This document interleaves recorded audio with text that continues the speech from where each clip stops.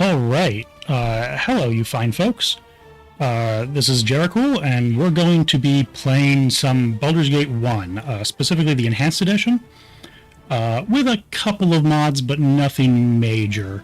The whole idea here is that I'm going to be... I sort of want to show this game off. Baldur's Gates 1 and 2 are really close to my heart. I played them growing up. I played them a truly... not reasonable number of times. And, with Baldur's Gate 3, with Baldur's Gate 3 coming out, I sort of felt like there are probably a bunch of people who are interested in that game, but don't really know what Baldur's Gate 1 and 2 are about. And I kind of wanted to give people a little bit of an introduction. So without further ado, let's get started here.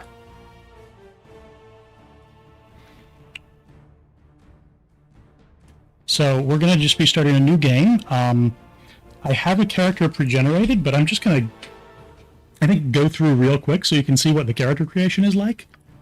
So you can pick male or female.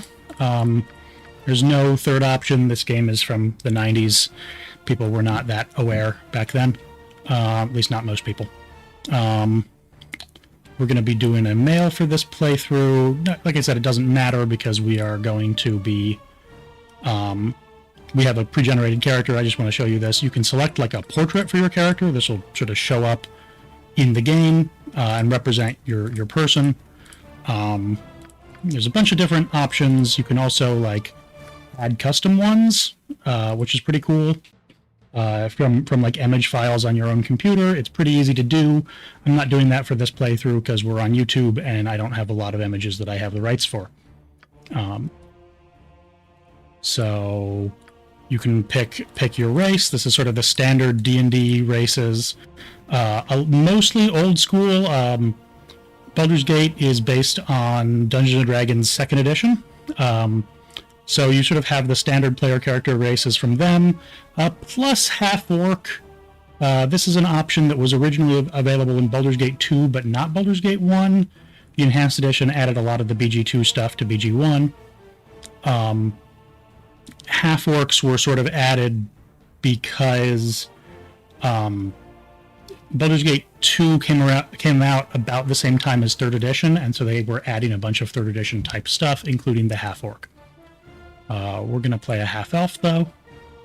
And then we pick our class. So normally, when you pick your class, this is actually restricted depending on what race you've selected. For example, as a half-elf, we could play most things, but we wouldn't be able to play a paladin or a monk, typically. One of the mods that I have running from the Gibberlings 3 tweak pack, there's a link in the description, removes that. Removes the race class restrictions. That holds a special place in my heart because the modder who added that, who I believe is Camdog, actually added it because of an argument that I had on the Baldur's Gate forums. So that's a little fun anecdote. He did the work, he deserves the credit, but I had some small hand in making this part of the mod exist, and that's pretty neat. You can make a multi-classed character. I'll talk a little bit more about multi-classing because we will be playing one. You pick your alignment. This is just the standard D&D alignments. And this is really the part that I wanted to show off because this is silly. So you have your standard D&D ability scores, but instead of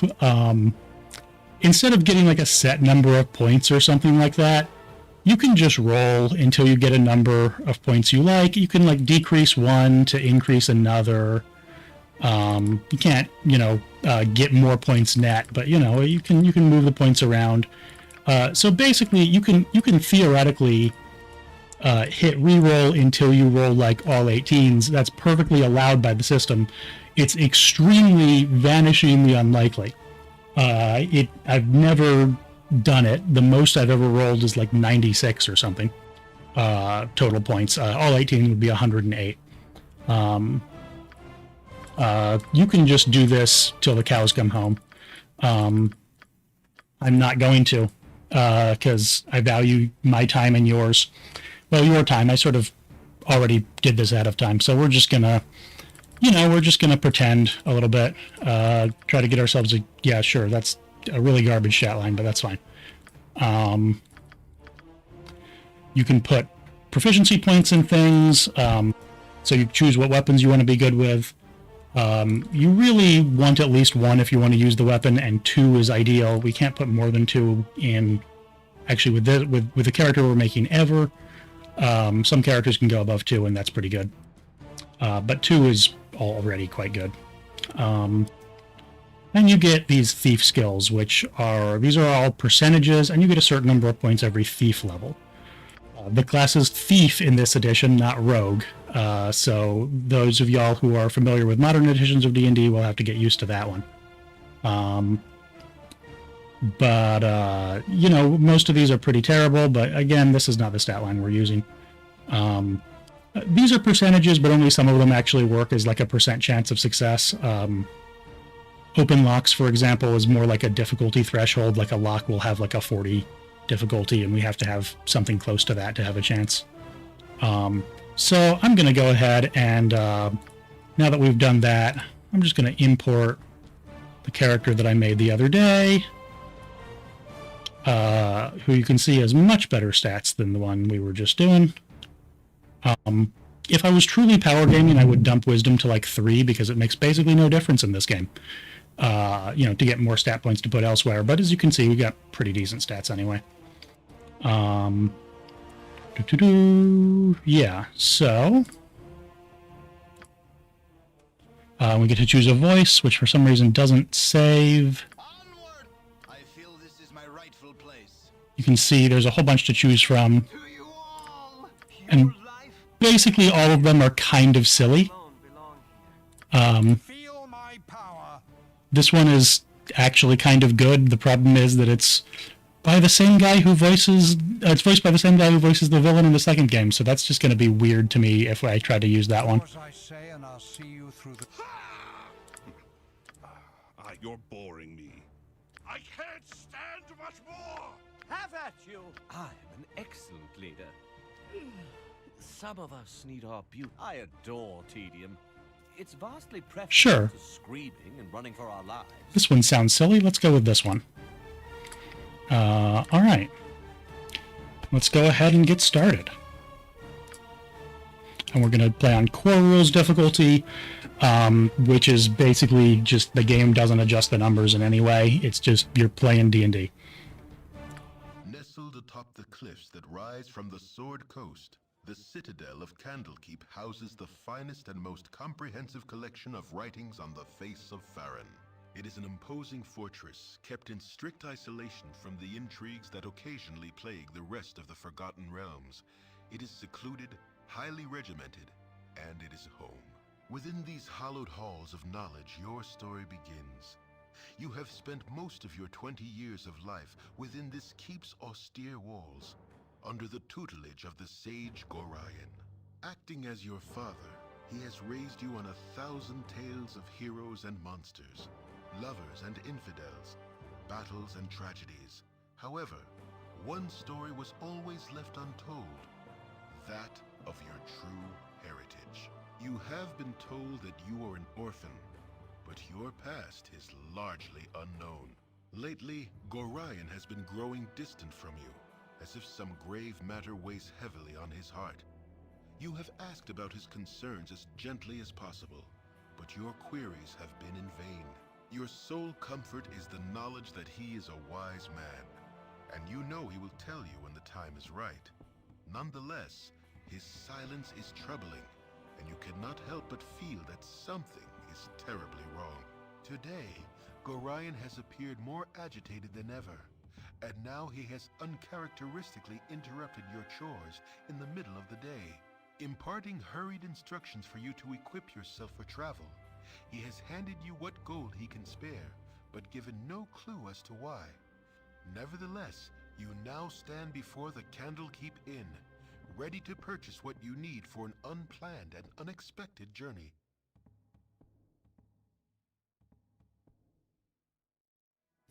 All right, gonna boost the audio a little bit.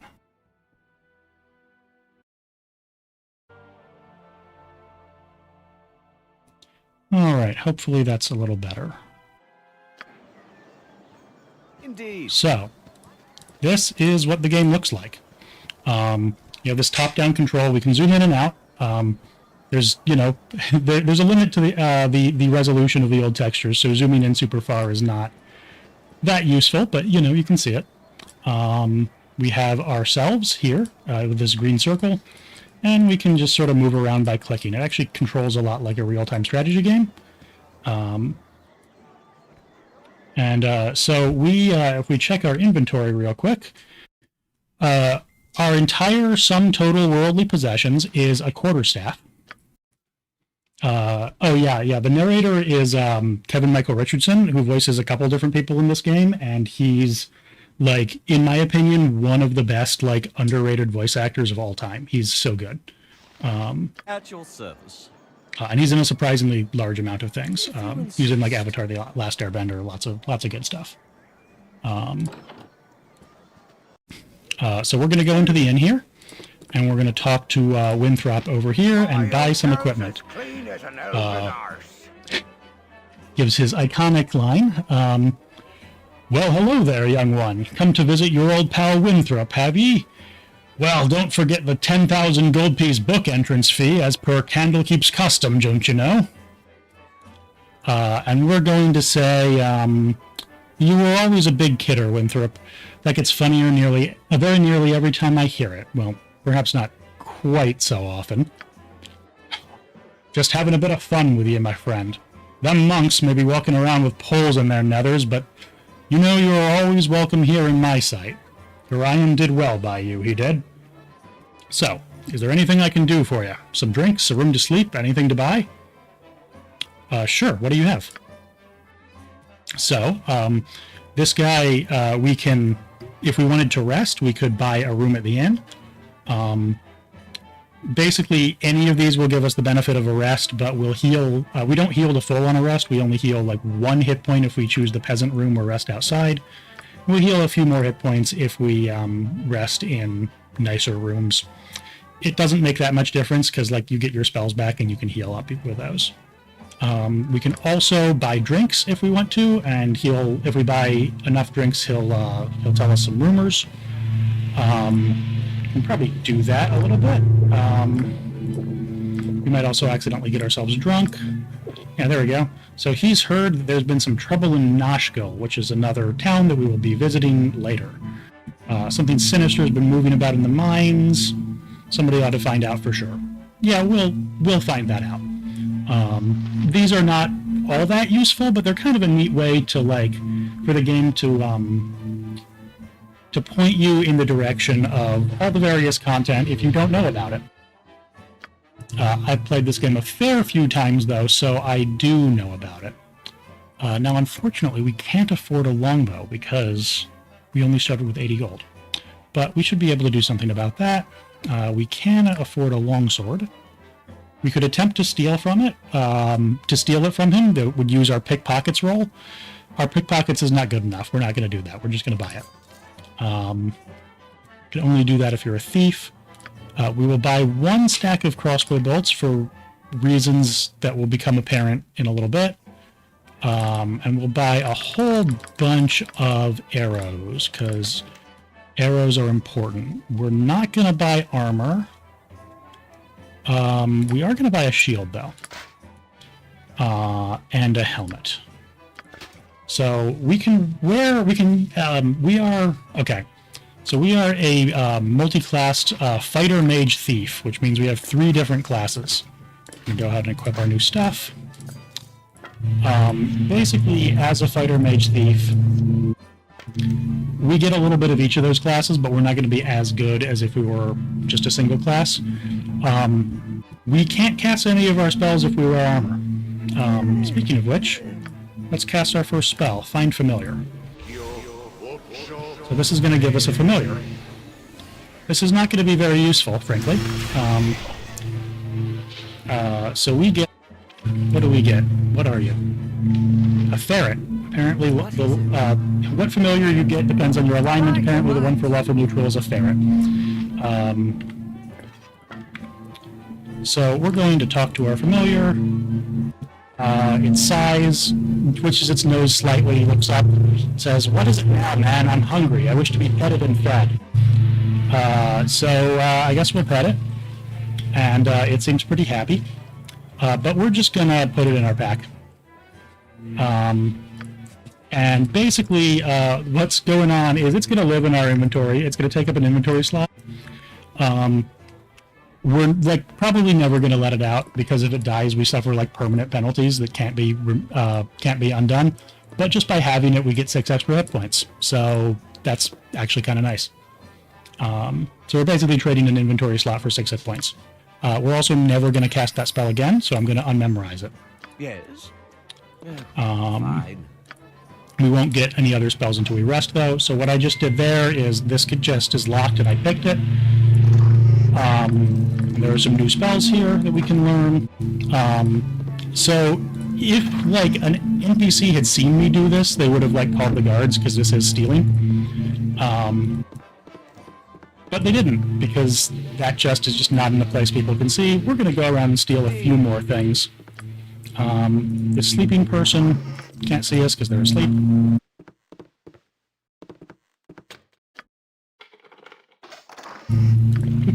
Don't mind me. In theory, if I were hardcore role-playing, I might go, hey, I'm lawful neutral. Maybe I shouldn't be stealing from this person. But I'm not doing that.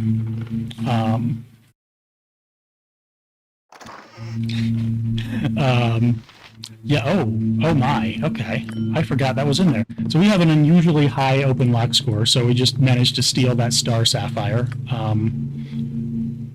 I can't steal from this chest, but I'm just going to unlock it for the 10 experience points that I get for unlocking a thing. That's not very much experience, to be clear.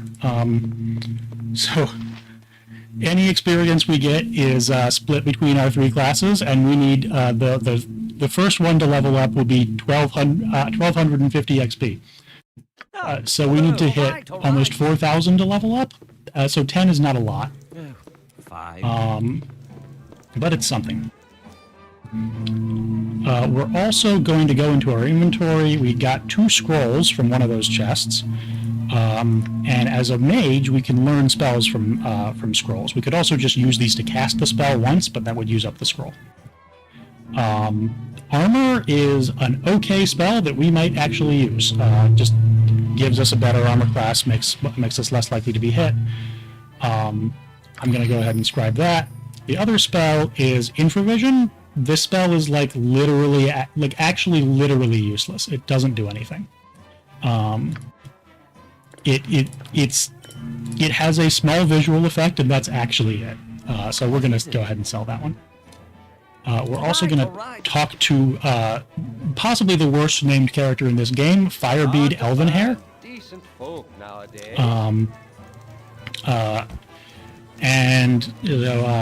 Yes, I'm back within the hallowed halls of Candlekeep. With this iron crisis upon us, the trip from Baragast was more hazardous than I care to relate. You're Gorian's ward, aren't you? My, you have come into your own.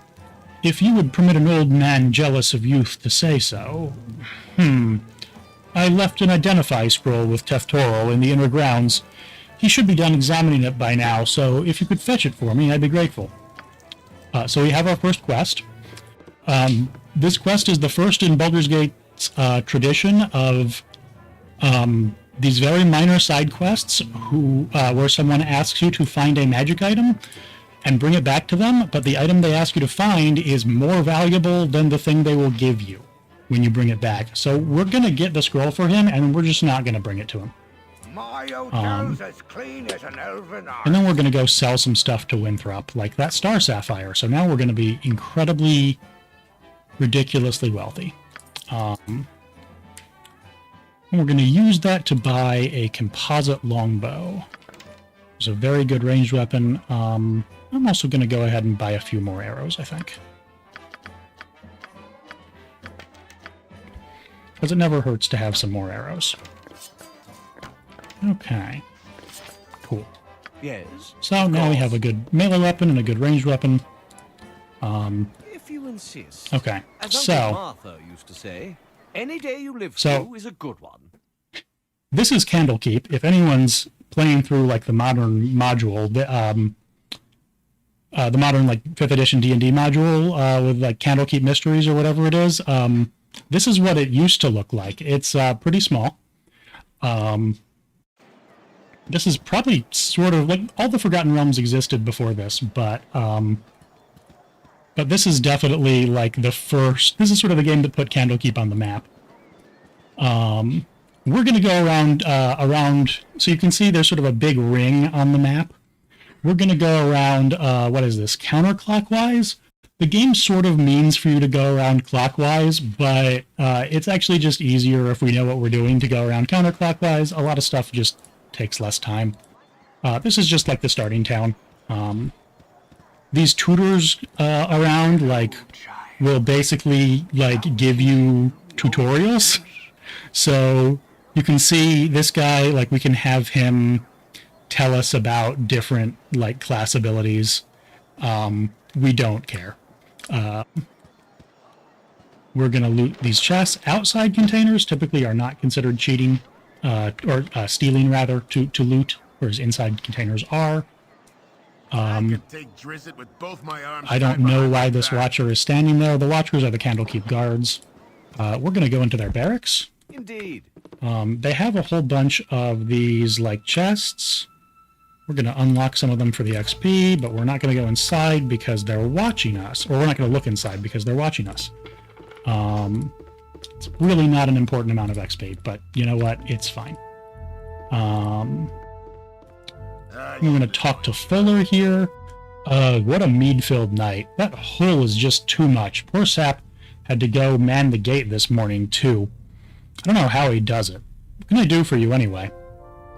I was just wondering if you had any errands to run, because, you know, this is an RPG and we like quests. Errands? Yeah, actually, I need a quarrel of crossbow bolts. If you could get some off Winthrop at the inn, I'll reimburse you. Oh, very well. There'll be a few coins in it for you, too, so you can stop giving me that look. This is why we bought a crossbow, a stack of crossbow bolts. So we're going to give him that. And he's going to give us a whopping 10 gold and 50 XP. Keep in mind, we sold that Star Sapphire for 1,000, so that doesn't matter.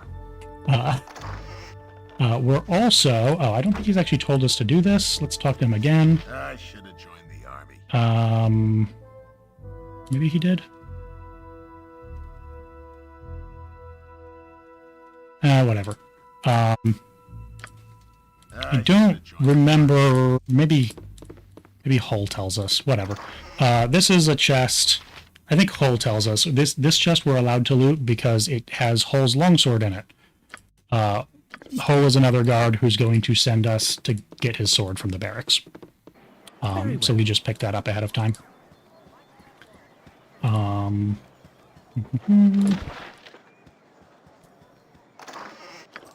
may or may not give him that longsword. So there's a funny thing going on with this game where there's an iron crisis going on. So like all of the metal weapons are breakable, and sometimes they'll just break in the middle of combat. But Hull's longsword is like very slightly special. Just because it's a quest item, even for a really trivial quest, it doesn't break.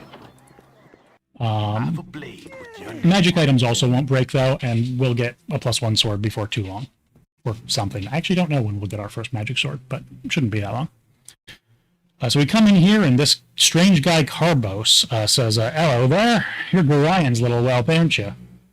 Yeah, you match the description. You don't look so dangerous to me. And we're going to be suspicious and say, what business is that of yours? I'll make it my business if I please. Just thought I'd have me a look at you for myself before I puts a blade down your gullet. Someone seems to think you're trouble, so I'm going to use your head for a ticket out of the gutter. I'm just a little street trash hood, they say, but I'll show 'em. So Carbos is one of the 2 worst assassins in the entire world. He's basically tuned so that if you're a level 1 mage with a dagger and like 4 hit points, you can probably still beat him. So we beat him because we're better than that. We passed that extremely low bar. Yeah. Theoretically, someone should be coming to talk to us after that. There we go. Okay. Something on your mind? So this is Karen? That's not really how you spell that, but I don't know how else I'm supposed to pronounce that. I heard shouting in Vale. Are you all right? It's better you don't ask questions, Karen. You have instructed and inspired me through my childhood, and your heart would break to see what has just transpired there. Oh, child, you are too young for the life that is being thrust upon you. If you be fully equipped for your journey, I pray you now run to Gorion on the library steps, for he is anxious to depart. We're not going to do that. We're going to wander a little further. Our rules. So this is the gate warden. He's going to try to get us to go into this house for a tutorial on how to control a full party of people, because you generally have up to 6 party members in this game that you control at once. We just haven't met anyone else yet. I've played this game a lot, and I don't really feel the need to show off the tutorial. It's not that interesting. So we're just going to tell him that Gorion's in a hurry. And, you know, he's going to basically say that's a bad idea, but it's not, because I've played this game 87 times. Apparently that chest is not lootable. We are going to go into this little healing house here. And talk to this priest of Agma. Agma is the god of knowledge in the Forgotten Realms, and so he's his worship is big in Candlekeep, which is this big library fortress that we're in. And he's saying, so are you sick? You look rather healthy to me, but you can never tell. Do you need any potions or such things? And we're going to say, yeah, that'd be nice. All right, then, take this potion. And he just gives us a healing potion. We can actually, if we're patient, we can like wait until he can't see this little table here, and then we should be able to unlock it and steal another one. Don't mind us. It's fine. Very well. I'm sure that the House of Healing didn't actually need that potion. I mean, really. What is It's, it? Indeed. I'm sure it's completely fine. This is Hull. You know what? I'm going to keep his sword. I'm going to equip his sword, and then just walk past him. There's not really any reason to talk to him. Let's see. This guy is going to send us into, this is Reaver. I thought I asked you to clean out the rats, clean the rats out of this building yesterday already. Hop to it. Get in there. So, you know, this is the obligatory intro quest to kill rats. All right. So this is sort of how the combat system works if nothing interesting is going on. You just sort of click your character attacks. These rats have 1 hit point apiece and are worth 1 experience point apiece. They're heavily resistant to damage for some reason. I don't know why, because they have 1 hit point, but they're like 90% resistant to all damage. There's also a cat in here, which distinctly just refuses to attack the rats, which I think is just an incredibly cat thing to do. Oh, 2 cats. Okay. Even so. And then we're going to tell Reaver that we've killed the rats. And he's going to call it a glorious battle unlike any this world has ever seen, and give us 5 entire gold and tell us not to spend it in one place. There are not that many places where we can spend less than 5 gold at a time, but that's okay. Let's see. So here, this guy's going to give us a quick combat tutorial. Hey. And this one is actually quite quick. I'm not going to bother reading out his dialogue. It's not very important. He's just explaining how the combat works. This is literally tutorial text. Yeah, so he goes hostile, but then also he said there'd be a little surprise, and oh, it's this friend Eric with a bow. So I'm going to pause my game, because you can do that in this game whenever you want. I'm just going to go and beat on the dude with the bow, because getting into melee with archers tends to be a good idea.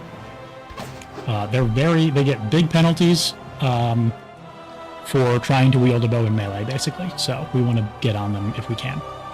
And Eric's, now that we've hit him exactly once, is like, wow, you're quite a fighter. I guess you don't need any practice. And that's the end of that tutorial. There's a Temple of Agma here. You can do things like, at temples you can do things like pay them to cast certain spells on you, like healing spells. Probably the most useful one is Raise Dead.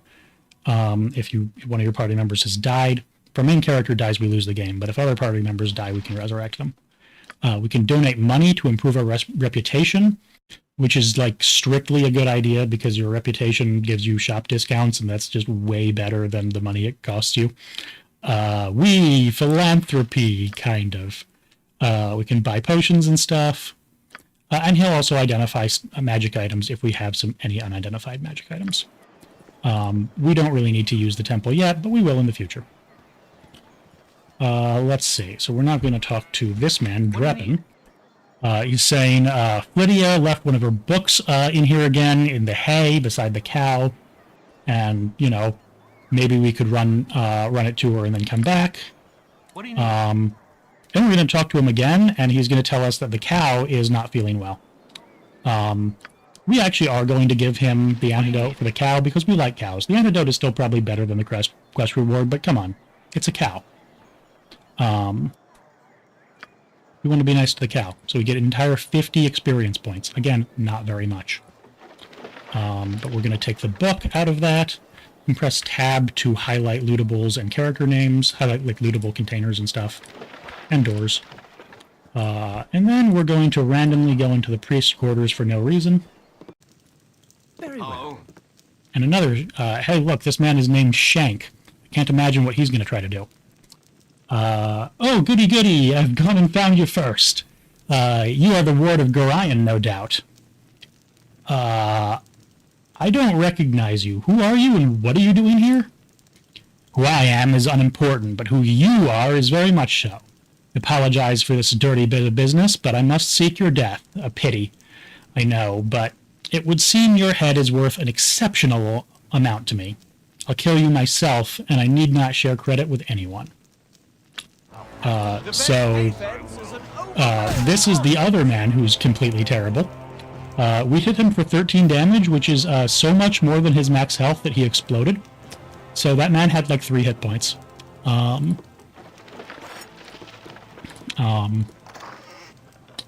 don't think I need that Warhammer. To be honest, I don't think I need the dagger, but...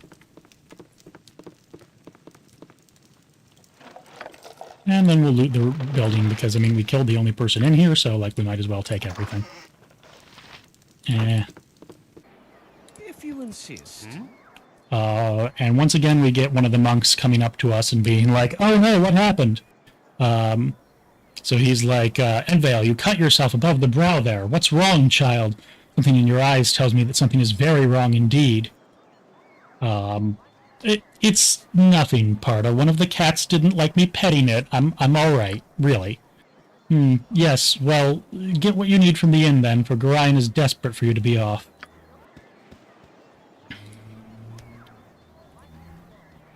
And we're gonna keep going. Keep making our little counterclockwise circuit. And talk to Flydia, who we were told is missing a book. She's gonna tell us that she's missing a book. So we're just gonna give it to her.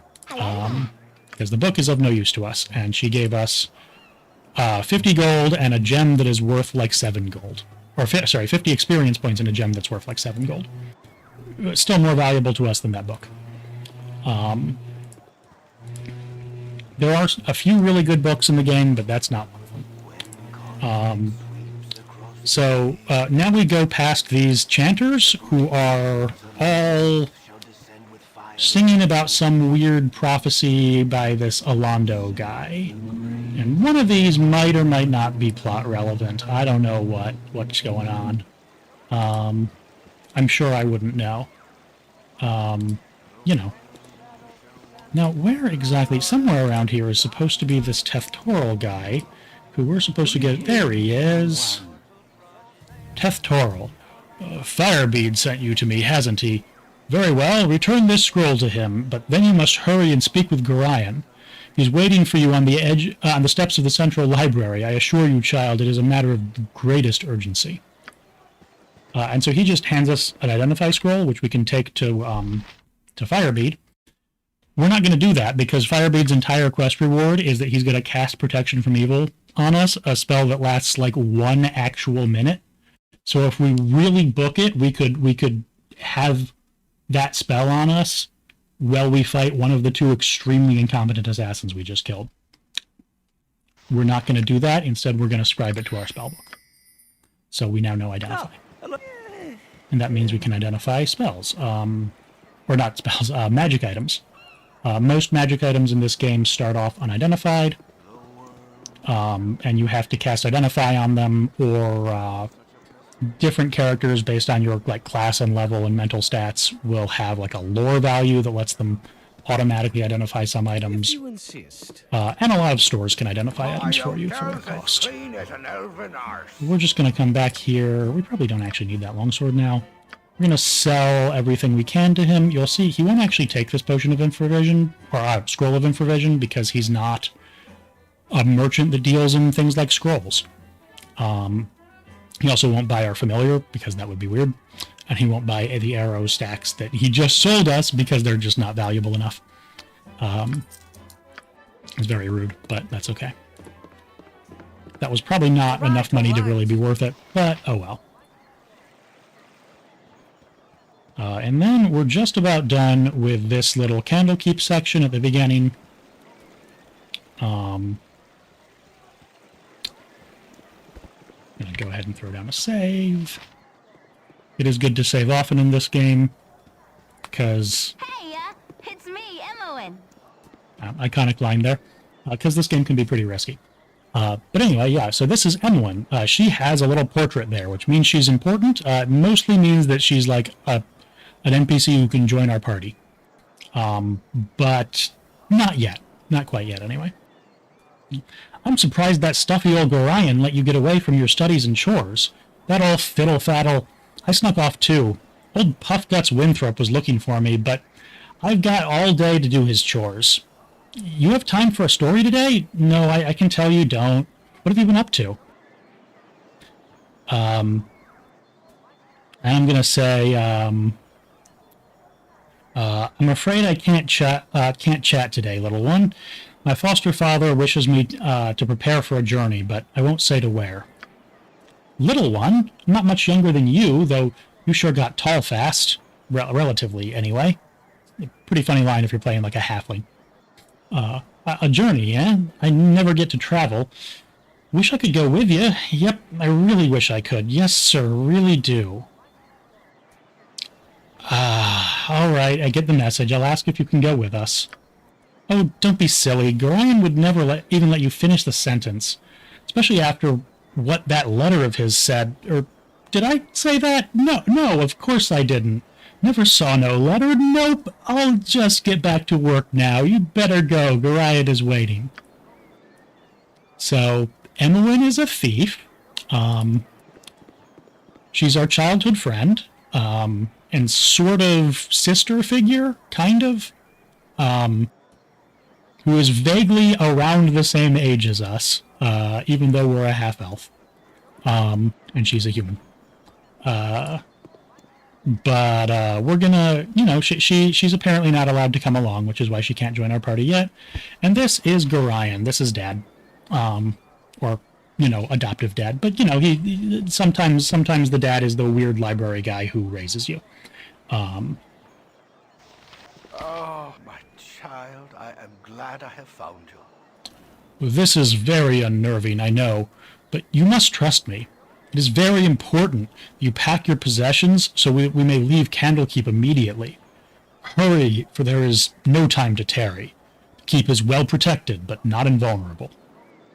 What could possibly harm us here? This place is a fortress and guarded beyond measure. Candlekeep is indeed a formidable obstacle for ne'er-do-wells, but it is not insurmountable. Yeah, the 2 world's worst assassins got through. No matter how thick the mesh, at least one mosquito always finds its way through. No, my child, we must leave as soon as possible, for our safety and for that of our friends here. What should I bring with me? If you'd just give me some clue as to what I'll need. My dear child, you should know yourself well enough to purchase the gear you need. I've given you what I can spare, so hurry off to the inn and speak with Winthrop. Use your skills as a reference and buy what basics you must, though spend wisely. His prices are fair, but you may not have enough gold to purchase all that you would want. We're really poor. We definitely did not steal and sell a star sapphire. So I'm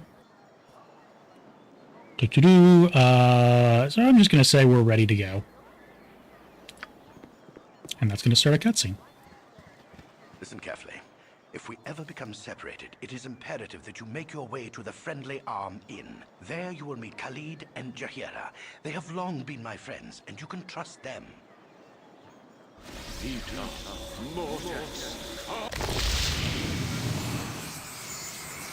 Let's hurry, child. The night can only get worse, so we must find shelter soon. Don't worry. I'll explain everything as soon as there is time. Wait, there is something wrong. We are in an ambush. Prepare yourself. You're perceptive for an old man. You know why I'm here. Hand over your ward and no one will be hurt. If you resist, it shall be a waste of your life. You're a fool if you believe I would trust your benevolence. Step aside and you and your lackeys will be unhurt. I am sorry that you feel that way, old man. Get out of here!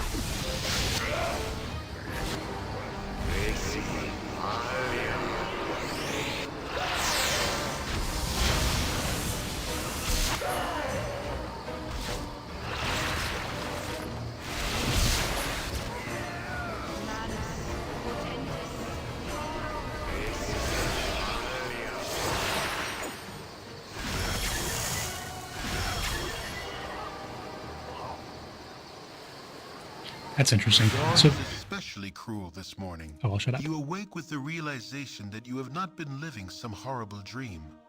Ambushed, you saw Gorion cut down before your eyes, and even his powerful magic could not stop the onslaught. It was his wish that you flee, but that does not remove the feeling of helplessness that now overwhelms you.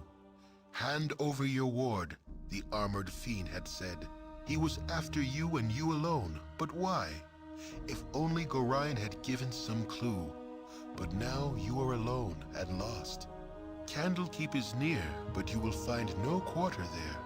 The readers pay for their serenity with rather draconian entry rules, and without Gorion's influence, their doors will remain closed. You will not last long on your own with your meager equipment. Perhaps you can get some help from the friends Gorion mentioned, the ones at the Friendly Arm. So, that cutscene is pretty iconic. It actually plays out like an actual battle in the game. So it was interesting where the like enemy cleric attempted to dispel Gorion's buffs, and it actually failed that time. It usually succeeds. It was very sort of interesting to see. But because it only has some percent chance of succeeding, and it's apparently pretty high. But also, the armored figure from that cutscene is voiced by Kevin Michael Richardson, the same guy who does the narration. So yeah, that's pretty cool. Hey, it's me, Emoen. Sorry I followed you, but I never get out of Candlekeep, and those monks are such a bore. Never any decent coin in their pockets neither. I saw Gorion, and I am so sorry. I kind of figured something bad might happen to you out here. How could you have known? Gorion didn't even tell me. I accidentally read a letter on his desk the other day. Can't remember exactly what it said, but he might still have... It might be on his body. Anyway, I'm not going to let you wander around out here all alone. Never let a friend down, no sir. Stick with you until you say otherwise, I will.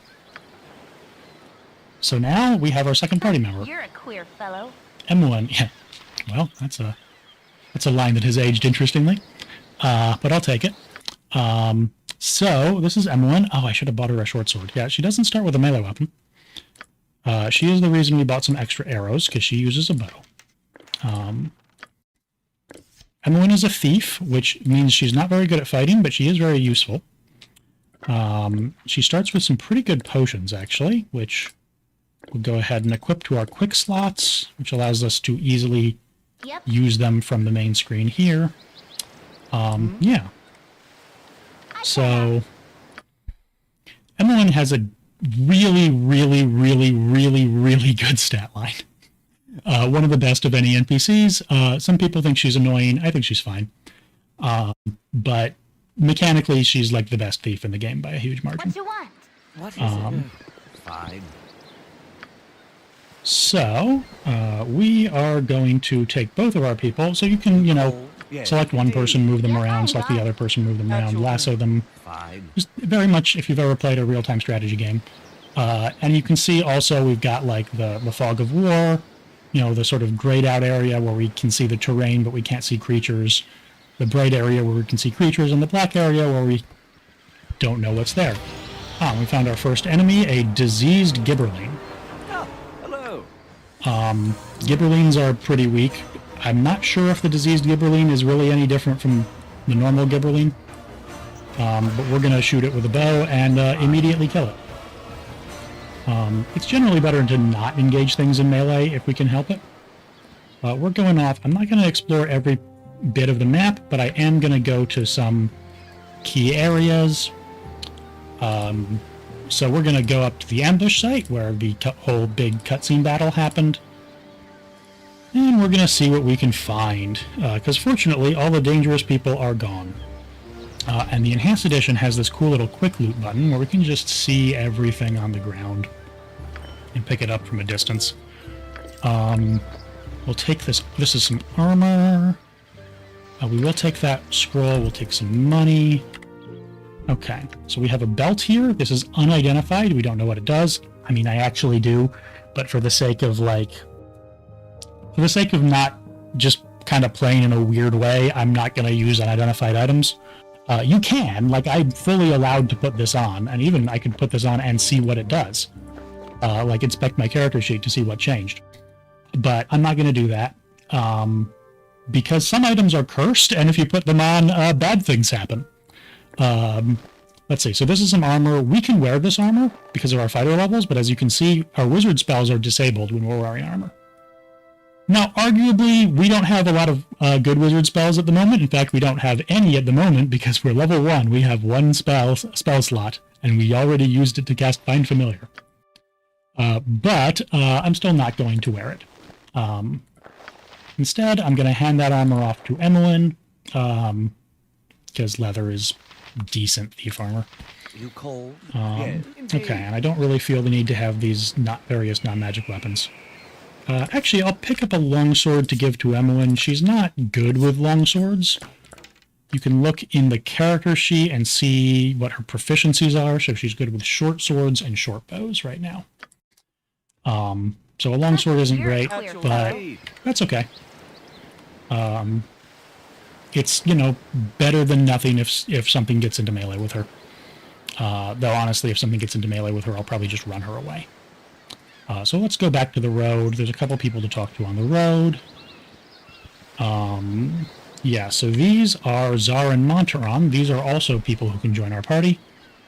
We're not going to, actually, but we'll talk to them. We're not going to recruit them. So, in a lot of modern RPGs, you might only be able to bring, 3 or 4 people with you at a time, but, everyone else will sort of be back at your camp or whatever. That's not how this game works. We just have a 6-person party. Those are, a maximum 6-person party. Those are the only people who can be in your group. Everyone else, if you're lucky, they might hang out in a central location. Hold, Monteron, this young wayfarer is in need. Someone has set about thee, stranger, and you have barely escaped with your life. Aye, Czar. Looks to have been roughed up a bit. Looks to have been roughed up quite well. Indeed, I can offer you healing potions if you wish, as a token of goodwill. Sure. Nothing to fear from these simple potions, and I'll not even hold you in debt, though your conscience knows otherwise. Just like all good people. Perhaps as a payment, you would go with us to Nashkel. It is a troubled area, and we mean to investigate some disturbing rumors surrounding the local mines. Hey, we heard about that from the inn earlier. Some acquaintances are very concerned about the iron shortage, specifically where to lay blame in the matter. You would be useful, though I'll not hold you to it. You are to meet the mayor of the town, a man named Baron Gastkill, I believe. Your conscience be your guide. So I'm just going to tell them to go their own way. I don't really want to party with these people. They're weird and not particularly trustworthy.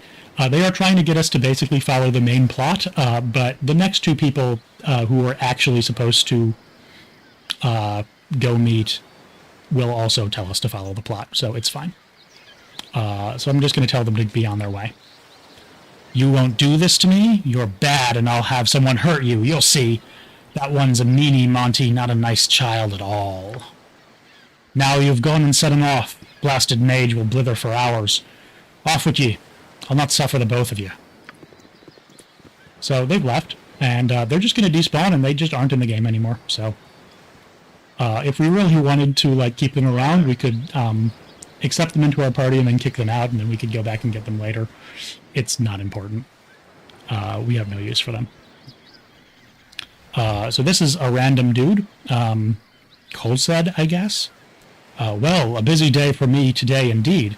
Strange noises throughout the night, and now a plethora of people strolling about the wood. You do look a touch more hospitable than the last two I met, though. Well, not stranger. I'm called Kolsed. I would have your assistance. I was ambushed in the night, and I require whatever you can give. I have little to give besides advice and goodwill. Make friends where you can, as traveling alone is almost certain death. You will want to surround yourself with like-minded companions, lest you risk making enemies in your own party. Aside from this little tidbit of wisdom, I'd say you're on your own. Luck be with you.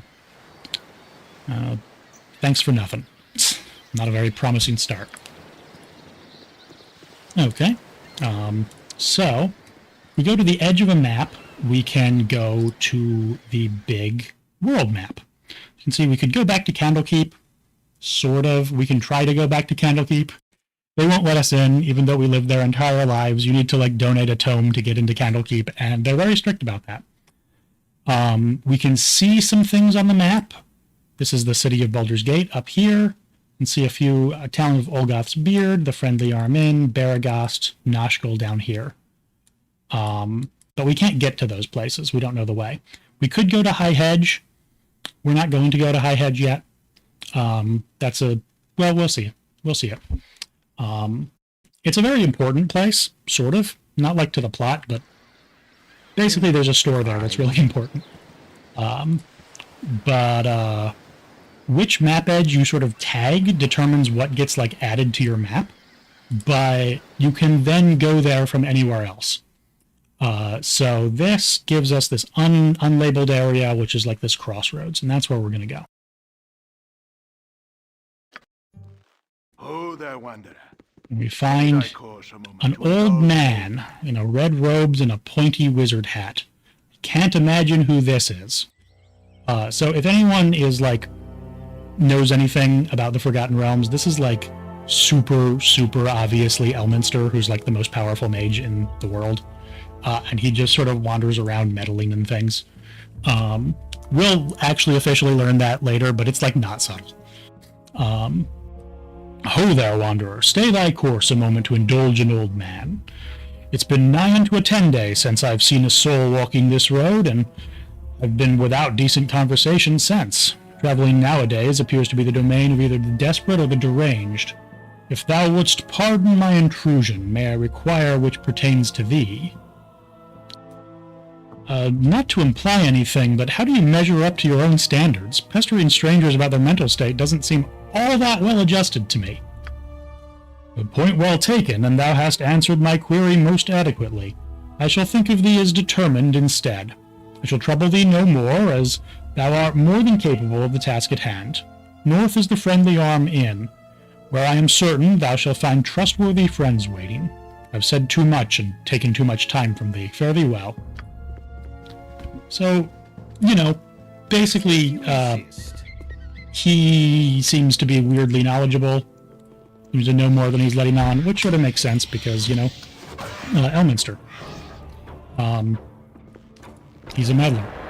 We just very easily dispatched that Gibberling. So, I will point out, we are level 1. We are very squishy, okay? We really don't want to be fighting things that, like, are actually dangerous, and certainly not in melee. The name of the game early on is kiting. We're basically just going to run away from anything super dangerous, and I'll demonstrate that in a little bit. On this very map, in fact. Like I said, I'm not going to explore the entire map. So this met some weird guy with a bow. I guess we're a weird guy with a bow. If you don't mind, please try to keep your voices down. There be beasties about with better hearing than we. What should I be wary of in this area? Around here? I wouldn't worry yourself too much unless you're brainless and charge everything you see. Mostly gibberlings, but they aren't too much of a hassle. A fair bow and a good sword arm could handle one, maybe two. More with magic or cleric backup. Wolves have become a bit more predatory lately. I think it's because more people are hunting for their food, seeing as how the iron shortage took away their normal livelihoods. A hungry wolf is a nasty thing, and I wouldn't travel without a group if I were you. He's right. Wolves are, like, legitimately the scariest enemy we can run into right now, because they are... they can spawn in these early areas. They are pretty dangerous in melee combat, at least compared to our level 1 asses. And they are one of the very few enemies in the game that's faster than us. Which is bad, because it makes them very hard to kite. Oh, whoops. Well, that's okay. We can tag this this wall too. All right, all right. Just to add that area to our map, we'll add the we'll tag the north too. So now we can go to the friendly arm. We're not going to though. There's one more thing we want to do in this area first, which is pick a fight with something that is more dangerous but slow. So we're just gonna have Emwyn kite it because she can. It basically moves the same speed as us. So we'll see what's up.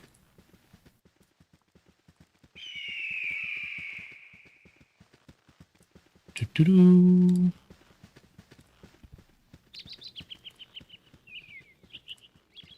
Where is it? I'm going to throw down a save just in case.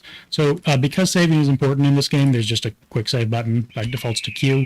What you want? And in the enhanced edition, it saves quite seamlessly, which is nice. So this is an ogre. I just saved. Let's see what happens if we try to go into melee with this thing. I feel so. So just hit Emwyn for 7 damage, as you'll see, and now she's dead.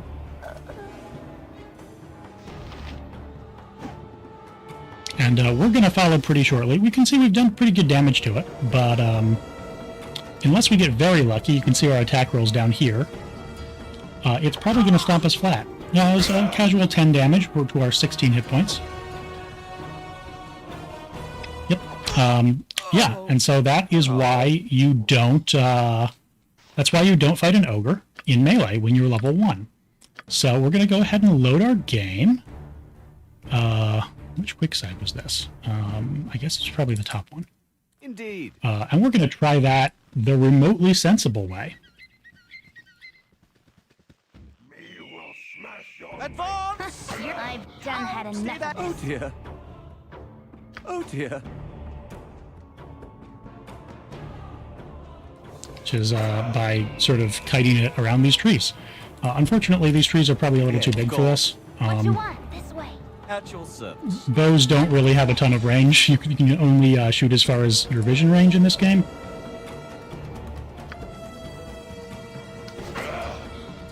Now I do want to be careful because he might switch targets. Yep. Ah, hello.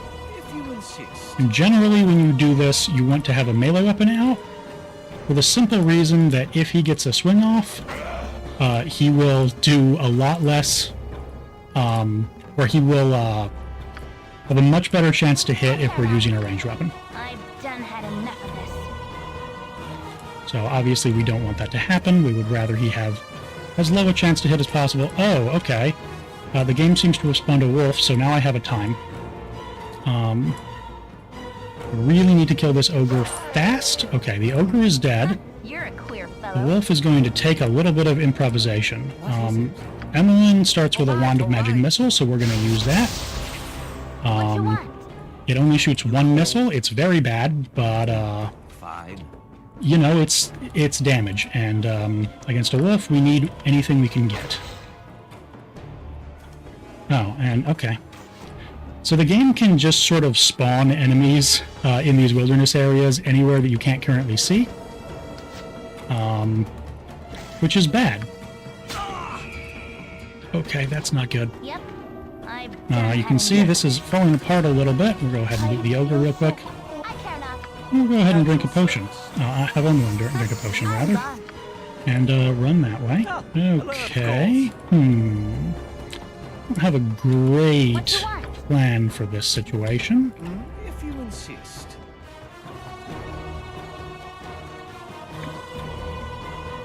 So, one thing that I can do is sort of take advantage of the fact that the wolf has less than smooth pathing around the trees. So it's slightly faster than me, but it's sort of I'm gone. stopping a bunch every now and again. Of course. Magic Missile doesn't do a lot of damage, but it does automatically hit. What you? I've done had enough of this. So we only have 10 charges of this wand ever. Then it will just be gone. Insist. But Yep. I'm gone. that is okay, because this is probably the situation to be using them. I'm gone. Fine. I'm gone. I was really hoping that would kill the wolf.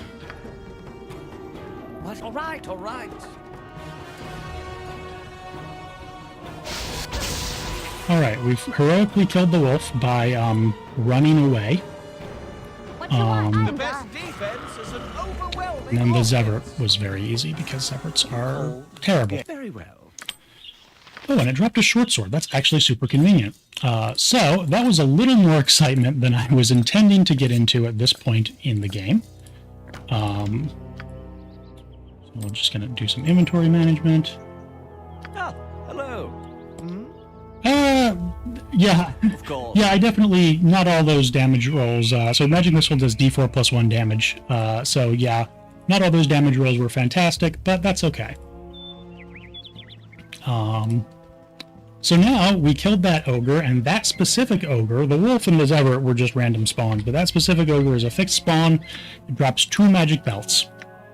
One of them is really, really good, and the other one is cursed.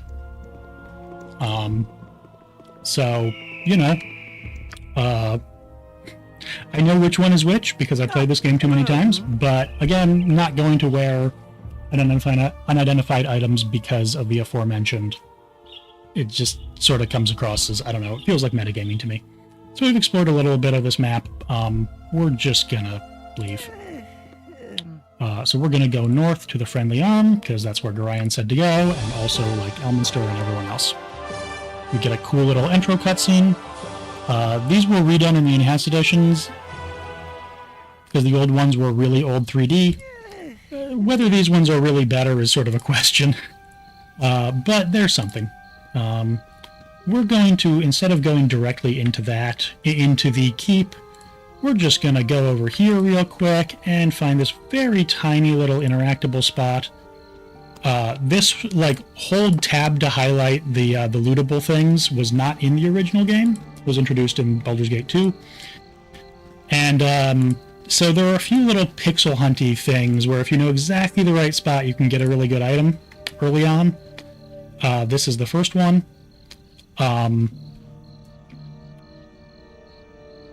It's a lot easier now that we have this button, but you'd still kind of, either need to be thorough or know where to look. Some of them are more important than others. That one's really, really good.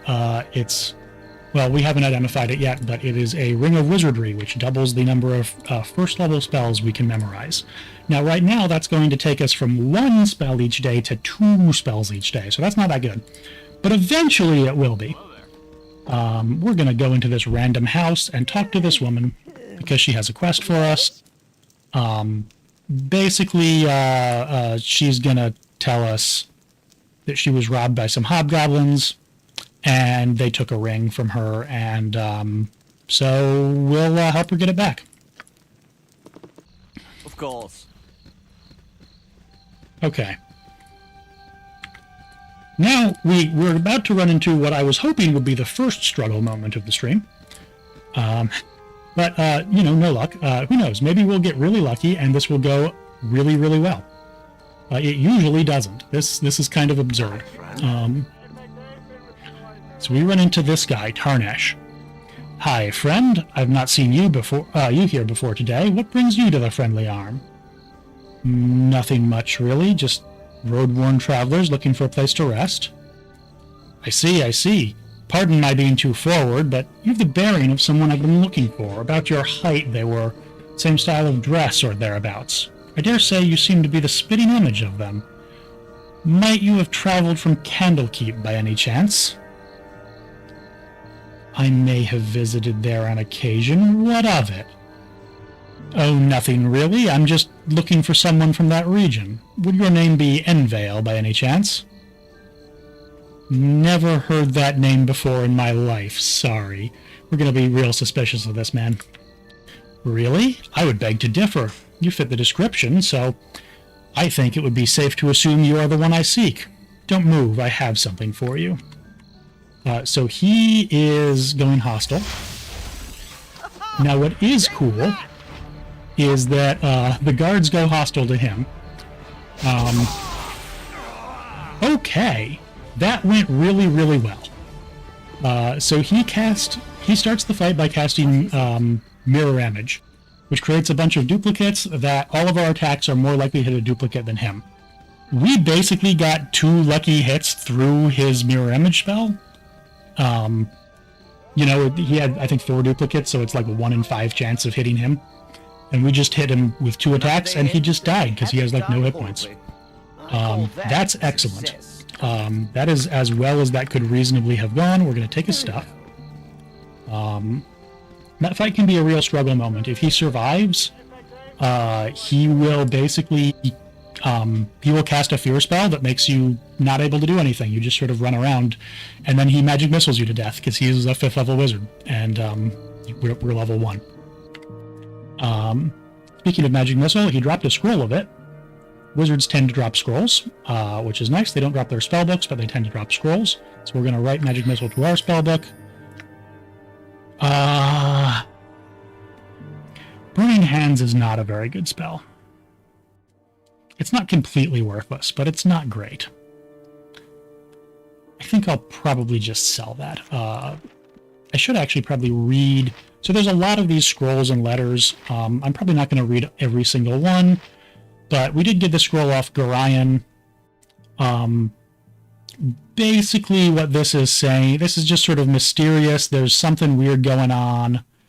Gorion's been warned about it. The other side will move very soon, and I urge you to leave Candlekeep this very night if possible. Once again reiterating we should meet Khalid and Jaheira at the Friendly Arm. I'm getting too old for this. E.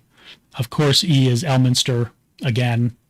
He shows up everywhere in this game. And of course, our foster father was like friends with like basically everyone important in the Forgotten Realms. I don't really know why, but he was. And we can actually, in the Enhanced Edition, we can copy this note to our journal, which means we can now get rid of it, and it doesn't have to clog up our inventory, but we can still go read it if we want to. This is just a bounty notice noting that basically we're to be killed on sight, and anyone who returns with proof of our death will get an entire 200 gold. So it's good to know that the quest rewards for the enemies also kind of suck. Yes, of course. Let's see. There's a temple over here. We could pay them to heal us. Probably not going to bother. Again, you know, this one has a little more to offer than the other one. But temples can identify items. It costs 100 gold each time you have a shop identify an item, which is kind of a lot at this point in the game, but it's worth it. We have the money. And it's not a lot. It's absolute chump change by even moderately far into the game. So we're going to do that. So now we can look at these items and see what they do. So this is the Belt of Antipode. This is an item, one of a very small number of items added in the Enhanced Edition. Gives us 100% cold resistance, but doubles any fire damage we take. It's actually really good, but we don't want to run around with it because we might just randomly take fire damage and die. Obviously, we don't want that, but it's going to be really handy when we run into cold-using enemies. This is the Girdle of Masculinity Femininity. This is the cursed one. Equipped abilities. Changes the wearer's gender. May only be removed with a remove curse spell. So that's interesting. Not going to comment too much on that one. It's an odd item. But this is the Elves' Bane, the Girdle of Piercing. It gives a bonus to our armor class against missile and piercing attacks. So any ranged attacks or like attacks with piercing weapons will get a bonus to our AC and be harder to hit against. I'll go ahead and put that one on. That's actually pretty good. And Ever Memory, the Ring of Wizardry, doubles the amount of first level spells. I already talked about that one. So this is our spell memorization interface. So this, anyone familiar with 5th edition D&D will know that, like, you memorize a certain number of spells and then you have a certain number of spell slots, but you can sort of cast freely from them. In this game, like, we have 2 first level spell slots now, so we could memorize Sleep once, or we could memorize it twice. And if we have it memorized twice, we can cast it twice, but if we only have it memorized once, we can only cast it once. I'm going to go ahead and memorize Armor in my second spell slot, because that's going to improve our armor class, and I could use a better armor class. What? All right, all right. Once we actually cast it, we would need to sleep. We have not slept yet in this entire game. I will say, some people play these games and rest every 45 seconds about. That is, like, the games don't punish you for that. It's, like, objectively the correct way to play in most cases. I just don't particularly enjoy that. I prefer managing my resources, so you won't see me doing that as much. I've played these games enough that, like, things like that are a way to add challenge. Different people like different levels of challenge, and different people add challenge in different ways. But that's one of the ways I like to do it. So now we're going to go into the inn itself. We are going to briefly talk to this guy, Dorn. He's one of the... you can see he's got a portrait, meaning he's a party member. He's one of the NPCs added in the Enhanced Edition. He's okay. He's very evil. We're not going to use him. We're actually going to be using sort of the canonical party in this playthrough. But we're going to talk to him briefly because it does enable, like, an encounter later on that is, like, mildly profitable. It's not very important. It's the encounter in which we would actually be able to recruit him to our party. But I don't care for this playthrough. So he is basically saying to bring him another flagon of ale. Seems to have mistaken us for one of the servers. We're going to tell him that he's mistaken it. Bother me. Be gone. So he's telling us to, you know, F off. And we're going to do it. And then we get... This guy talks to us. Joppy, I can't stand the way the roads are cut off these days. Me uncle's in Baldur's Gate, and I can't get there to see him. How come the roads are cut off? Where have you been these past few months? The roads are crawling with brigands and bandits after every scrap of iron you got on you. Surely you must have fled some on your trip here, lest you came by the west road, that is. Why is the west road still open? If there's ever a book shortage, that road to Candlekeep will be the most dangerous of them all, I assure you. But these folks are after metal, so they're sticking mainly to the larger trade routes between Baldur's Gate and Am. And guess what? This here inn is smack dab in the middle of it all. So, the game is just sort of trying to communicate to us that there is an iron shortage and it's leading to bandit problems. So, hey, wait a minute.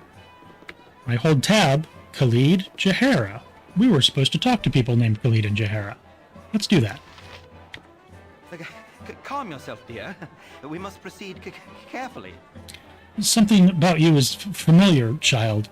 Your manner reminds me of a sage I know by the name of Gorion. It is almost a slight on him, but I see it too. Jaheira, mind your manners. This must be the child that Gorion wrote of so often. We are old friends of your adoptive father. He is not with you. I must assume the worst. He would not permit his only child to wander without his accompaniment. If he has passed, we share your loss. Gorion often said that he worried for your safety, even at the expense of his own. He also wished that Khalid and I would become your guardians, if he should ever meet an untimely end. However, you are much older now, and the choice of your companions should be your own. We could travel with you until you get settled, help you find your lot in life. It would be a fitting last service to Gorion, though we should first go to Nashko. Khalid and I look into local concerns, and there are rumors of strange things happening at the mines. No doubt you have heard of the iron shortage. You would do well to help us. It affects everyone, including you. We are to meet the mayor of the town, Baron Gastkill. We heard of this whole thing before. So the game is putting us pretty strongly here. That's because this is the main plot direction. It's not that heavy-handed. We don't well, we're being not subtly pointed this way, but nothing's pointing at it. Nothing's telling us, hey, this is the main plot. Which is kind of interesting. Their company would be welcome. They are members of the canonical party, so we're going to get them in the party. So Jaheira is a fighter druid, so she's got some good spells. She can actually cast healing spells, which is nice. Especially if you're playing like me and don't want to rest every 45 seconds. And the fighter stuff lets her fight. She's a very popular NPC, because fighter druids are very good, and because she starts with a bunch of XP for some reason, so she can literally immediately level up. Her starting proficiencies in the Enhanced Edition leave a little something to be desired, but that's okay. So she has 17 hit points, which is more than us, even with Find Familiar. She has a few spells memorized. There's not really some people like Bless, but it only lasts 6 rounds. I'm not the biggest fan of it. Druids don't have the best spell selection until pretty late in the game. So, I don't know. Entangle is actually probably fine. It's not a good spell, but we don't really have a better option in that vein. We'll just have her memorize another Cure Light Wounds. She starts with a Potion of Invisibility for some reason. I don't have any explanation for that. It's not a useful potion for her. And she starts with a Quarterstaff, even though she has 2 pips in Club and only 1 in Quarterstaff, so that's a little odd. Also only starts with leather armor. So druids are restricted to wearing leather armor. They can't wear metal armor or anything. But fighter druids are not. So Jaheira can wear any armor she wants, basically. So it's a little odd that she only has leather. Her husband, Khalid, is much better equipped. Unfortunately, we are competing with him for longswords, and he's actually going to get most of the really good ones. That's a little unfortunate, but we're mostly going to be an archer in this game. In fact, let me So you can reorder your party. You can pick a different formation and you can reorder your party. So I'm going to do this. So I've switched to a formation that puts my party leader back a little bit. And then I've moved Khalid and Jaheira up to closer to the front because they're more frontliners, especially Khalid. Khalid is not a very popular NPC. Pretty much everyone thinks that he's garbage. And Khalid and Jaheira join as a group, so if we were to kick one of them out of our party, the other one would also leave. Which is a little odd. There are some special ways that you can avoid that happening, one of them being just to get Khalid killed. We're not going to do that. We actually want to use him. I don't know why everyone dislikes Khalid, because he's actually really good. He's actually like one of the strongest party members in the game. This is a terrible magic buckler. I actually don't know. Maybe we just can't buy it. Yeah.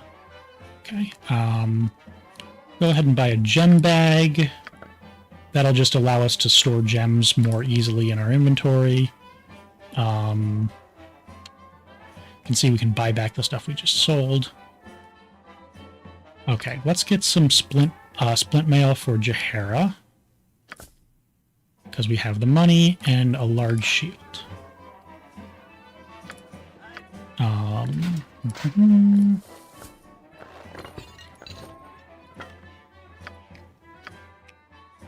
You've a task? And then Open to all who behave you can themselves. also buy Khalid a longbow and some arrows.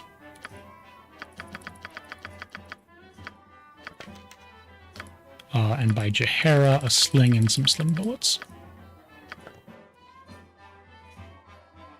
Yeah, so Khalid is not is a fighter, and his strength score is not very high. It's high enough to wear any armor he wants. Armor has strength requirements, but it's not high enough to give him any combat bonuses. Any bonuses to hidden damage, even though it's 15. In 3rd edition, that would be like, or 5th edition even, that would be +2 to hidden damage. But back in 2nd edition, that's a big fat nothing. However, his 16 dex and 17 con make him one of the best tanks in the game. And late game, you can give him like Gauntlets of Ogre Power to give him a much higher strength score. But the 16 dex, 17 con is really invaluable. Again, makes him a very strong frontline fighter. Much better than some of the more popular characters. Because he can actually survive. And turns out surviving is important. What is it you called? Oh, we should also go ahead and buy Jaheira a helmet. Helmets in this game, only some classes can wear helmets. Thieves and basically like warriors and priests can wear helmets. So fighters, paladins, rangers, druids, that sort of thing. Oh, he doesn't sell helmets. That's weird. Oh, we can pick one up. Indeed.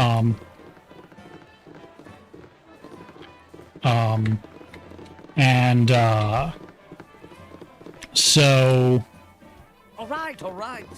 So, what was I saying? Oh yeah, helmets. So helmets are very strong. They make you totally immune to critical hits. Completely. And the thing about critical hits is that we can get a pretty good armor class in this game. So for most of our frontliners against a lot of enemies, we're only going to get hit on 20s. And a critical hit happens if they roll a 20 and it does double damage. So being immune to crits versus not is literally like a difference of whether you take double damage from a lot of hits.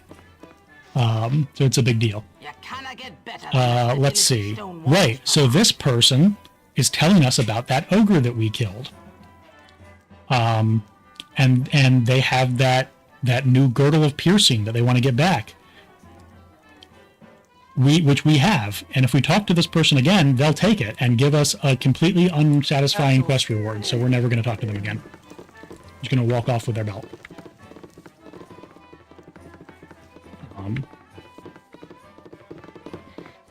But yeah, Jaheira is a much more popular party member than Khalid, even though her 14 dex really limits her. Her armor class is not very good, which makes it very hard for her to fight on the front lines. Armor class is by far the most important If you insist. number for like your tanking ability, at least at this point in the game. So she's kind of not that good. There is a magic item we can get that will set her dex to 18, and we're going to do that. That will make her really good. Several NPCs need that, so we're not. So that's very limiting. In fact, 2 people that we're going to have in our party really kind of want that. So not being able to not being able to give that, there's only one item like that, so not being able to give it to both of them is going to kind of suck. But we will be giving it to Jaehaera, I think. Indeed. Let's see. Oh dear, sometimes the pathing gets people stuck. I don't know why I'm like thoroughly stealing from everything in this place. We don't really need to. Okay, and this is Landrin, who is a gnome, I think, who lives in Baragast, but her house is infested with giant spiders. And she's saying, "Hey, maybe I'll pay you some money if you can get rid of the spiders and bring me my stuff from my house." So we're gonna do that. If you have like a really high like charisma and a good reputation, she'll actually give you a whole stack of potions of antidote, which are really helpful. They like instantly remove poison effects on you. Unfortunately, we did not have enough charisma and reputation to get that, so that's unfortunate. I could have had Emmeline talk to her. Emmeline has a 16 charisma, so she gets better reactions from NPCs, and I probably should have her talking to people for that reason. Or Jaehaera, who has a 15. Not Khalid, he has a 9. I guess because of his stutter. If you insist. But we don't generally, like, it's not that big a deal. There is, very early on in Candlekeep, you can actually get a +1 dagger if you have a really high charisma / reputation, but that's pretty rare. And while a +1 dagger in the opening town is kind of good, it is ultimately just a +1 dagger. It's not the end of the world. So that's basically everything we needed to do with the friendly arm, except you may remember over here we got a quest to retrieve a ring, so we're gonna go hunt some hobgoblins. Can I help? Nature's servant awaits.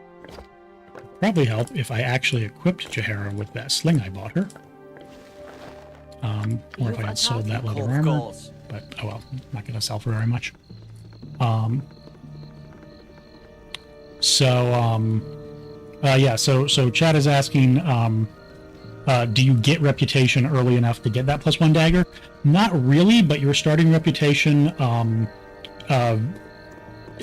you have different starting reputation depending on your character alignment. So we are lawful neutral, so our reputation started at 10. I believe if you're lawful good, it starts at 12. I think that's the highest it can be at that point. Very well. It's basically like a 1 to 20 scale. So we're right in the middle, but it could be a little higher depending on your starting alignment. And obviously you could have a higher charisma. I forget the exact threshold you need to hit to get the +1 dagger. But it's pretty high. And so these guys are hobgoblins. There are no orcs in this game. Actually, there might be orcs in some of the enhanced edition content, but there's no orcs in the base game. So we got a helmet from one of them for Jaehaera. So got this another random necklace. It's just merchant fodder, but we can put it in our gem bag and we can open it up and see what we put in there. I care not. That's pretty convenient. We're not going to bother picking up like all their random weapons. They're just not worth enough to matter. So they're worth 35 XP. Wow, that's very little. Again, like we need a lot of XP to level. Yes, And of course. low-level enemies are not worth very much. So, you know, we're just going to try to do quests. Even quests at this point don't do very much. We are basically going to try as much as possible to stay out of melee combat with these guys. Though, honestly, Khalid could probably handle it. He's really the only person in this party that I would want in melee, though, and now he's aggroed onto... Who have you aggroed onto? M1? Oh, okay. Nope, we're good. Hobgoblins are not that dangerous, but we're level 1, so a lucky hit is going to be like most of our health. Okay, so this is Joya's Flame Dance Ring. We could just sell it. I'm going to put it on so that I don't accidentally sell it. That's just the ring we were asked to find. This is a spell. It's not a good spell. You call? Yes. So we're going to sell that too. I guess I'll just continue around, make a circuit around the inn. I don't really need to. We'll fight a few more hobgoblins. It's not going to be a big deal. Oh, I do want to tag the top of the map just so I have that area on my world map. You can see on the world map these blue areas are places that we've unlocked and haven't been to. Gray areas are on the map, but we can't go to them yet. We still need to unlock them.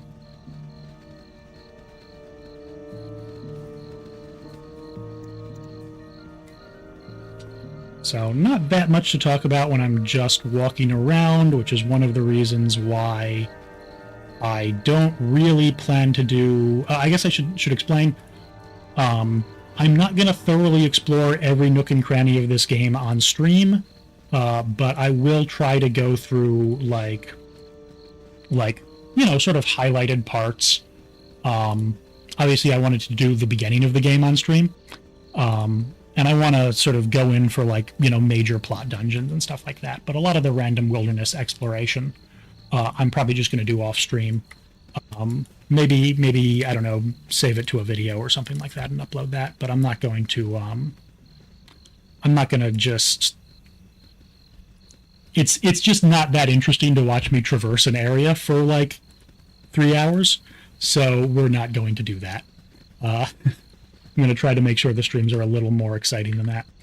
The exploration is fun. There's like interesting stuff on every map, but it's not like there's like 2 or 3 interesting things on every map, right? It's not. Oh, wait a minute. We don't want to leave yet. We need to turn in that quest. There's like 2 or 3 interesting things on every map rather than like a whole map's worth. So you know, I'd like to highlight some of that, but I don't really think it's going to lead to interesting gameplay for me just to be wandering around constantly. So, yeah. So we're going to go in here and talk to this person. And she's going to thank us for bringing her ring back. And you can see the party's reputation has increased by 1. So our reputation is now 11. Oh, that is a good bonus. Reputation very well. Is very strong. Now, we could just donate a bunch of money at the temple. We don't really have that much money right now by the standards of this game. But if we get our reputation to 20, which is the max, we will have... Very well. We will have a massive discount at like all shops. Charisma also provides a discount, but it's not nearly as much as reputation. So we'll have a massive shop discount. Now, eventually we'll have more money than God, so it won't matter. But in sort of the mid-game, getting that 20 reputation can be pretty huge, because there's some really good items in shops in this game. And we don't want to lose that. It does sort of make evil playthroughs harder because your reputation tends to end up being lower. Okay, so here we see this sacked caravan. This is sort of implied to be like relevant to the personal quests of some characters that we aren't recruiting. but it's never explicitly stated to be. And a small child. You funny looking. Don't be getting any closer, or I'll have Mom come and give you the belt. Relax, kid. I don't want to hurt you. Oh, sure, that's what the other group of bandits said. And then they went and attacked a caravan I just saw leave. They're a bunch of liars, probably just like you. Get lost. So, that kid, not the friendliest sort. Oh, and some rando on the road. Talking to randos can be pretty fun. Sometimes it's not that interesting.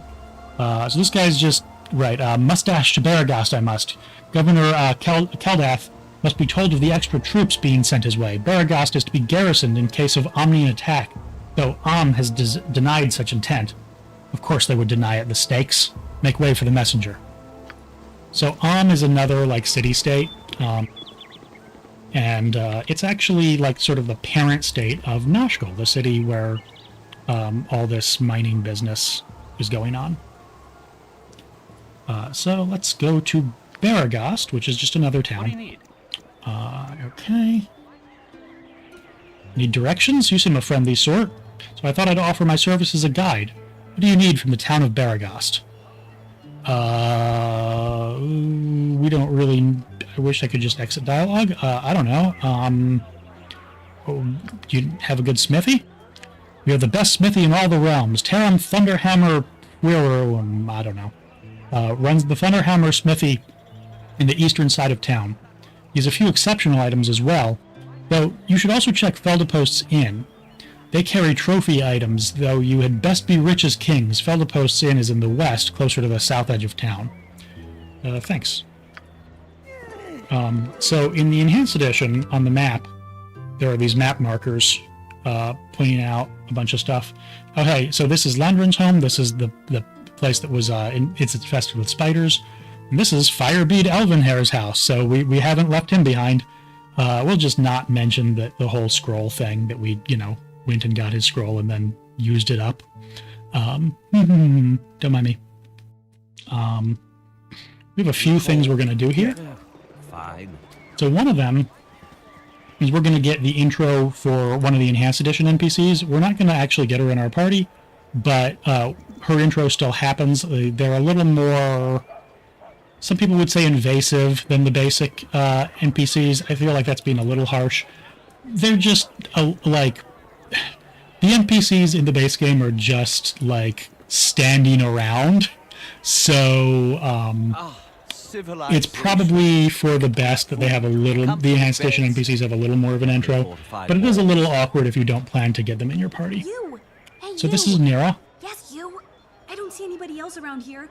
A little help, The please? aforementioned Enhanced Edition NPC. She's probably the best of them.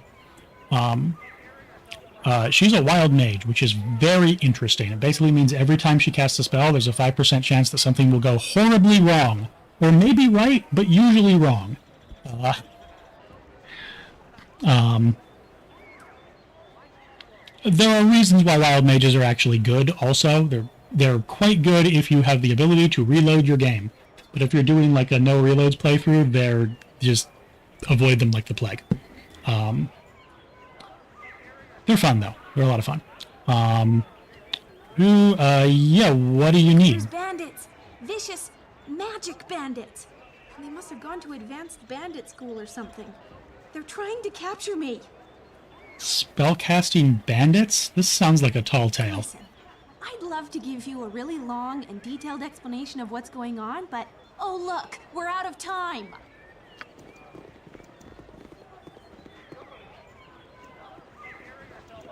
So, you would try to hide from us behind this unfortunate fool.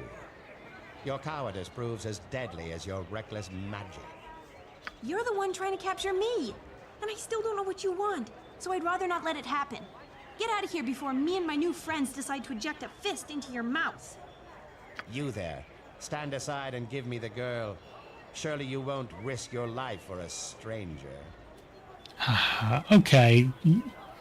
Looks like she's with me now. What can you... no, I'm not going to ask him what he can offer to change that. No, I just won't let you harm her. By what rate do you hunt this woman? By my right as a wizard of Fae, we must study her anomalous power, whether or not she comes willingly. So, who watched the D&D movie This man is a red wizard of Fae. They're bad news, pretty much literally without exception. That's not true, actually. There's like, I'm aware of one non-evil red wizard in all of the Forgotten Realms lore. I'm aware of a lot of red wizards in the Forgotten Realms, and one that isn't evil. So, you know, there you go.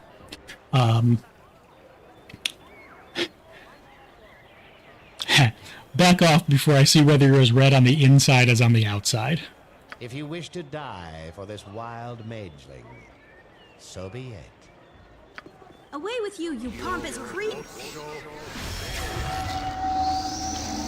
So she attempts to do something. Go. We can't let her escape. Slaughter them all, and we'll sort this out once we find him. And she seems to have accidentally teleported a bunch of us around and teleported the main enemy wizard out entirely, which is good because he's much higher level than us. If we did get her in our party, he would be like the main like antagonist of her personal plotline.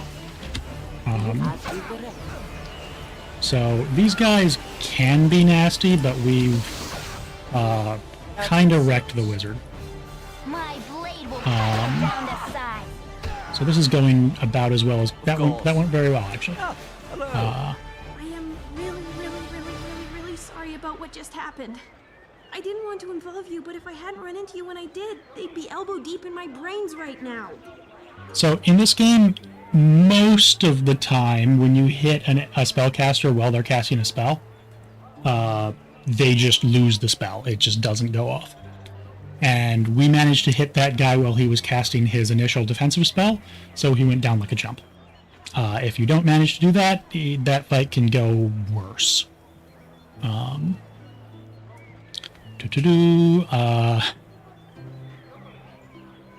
do you do now? Surely a candor will return at some point. You were kind enough to save me from those wizardly thugs. I was wondering if I could stay with you for a while. For your protection, as well as mine. I swear, I'm quite a skilled spellcaster. I can hurl a fireball like you wouldn't believe. She cannot hurl a fireball. She will be level 1 when she joins us, just like everyone else. At least while we were level 1. So no, she can't hurl a fireball, but whatever. And no, we don't want her in our party. That's disappointing. I was all worked up to go on an adventure, and now you've left me to die in the wilderness. I guess I'll head back to the Friendly Arm Inn. Hopefully we'll run into each other when you're feeling less heartless. So she's just going to go back to the Friendly Arm. Very well. Which is nice. Now, does she... I think she has a gem bag, so maybe I should have let her into my party and taken that. That's okay. We can always go back.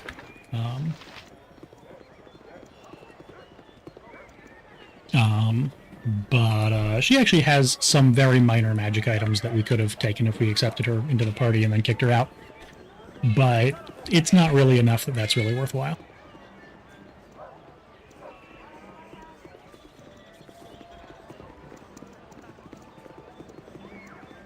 So we're going to talk to Garrick over here. Garrick is a bard. Hello there. Now, I have a pretty proposal for you. Garrick, as you can see from the fact that he has a portrait, is a party member. Look, I will stand here and defend bards until my dying day, but Garrick is useless. He's not good. He's just, yeah, he's not very strong. You can make bards very good in this game. He's not that. But right now he's just planning to hire us to be bodyguards for his mistress. Sure. I'm Garrick, and I work for Silky Rosena. She's the most skilled musician and actor along the Sword Coast. In fact, she's to play at the Ducal Palace before the month's done. However, she's been having some problems of late. Some thugs have been hired by Feldepost to hurt her bad because she didn't perform at his inn when she was supposed to. You can't blame her for not showing up, what with a villain like Feldepost running the place. She needs mercenaries to protect her until she's ready to go to Baldur's Gate. She's willing to pay about 300 gold. What do you say? Sure. I think you've made a good decision. Now just meet me outside the Red Chief Inn.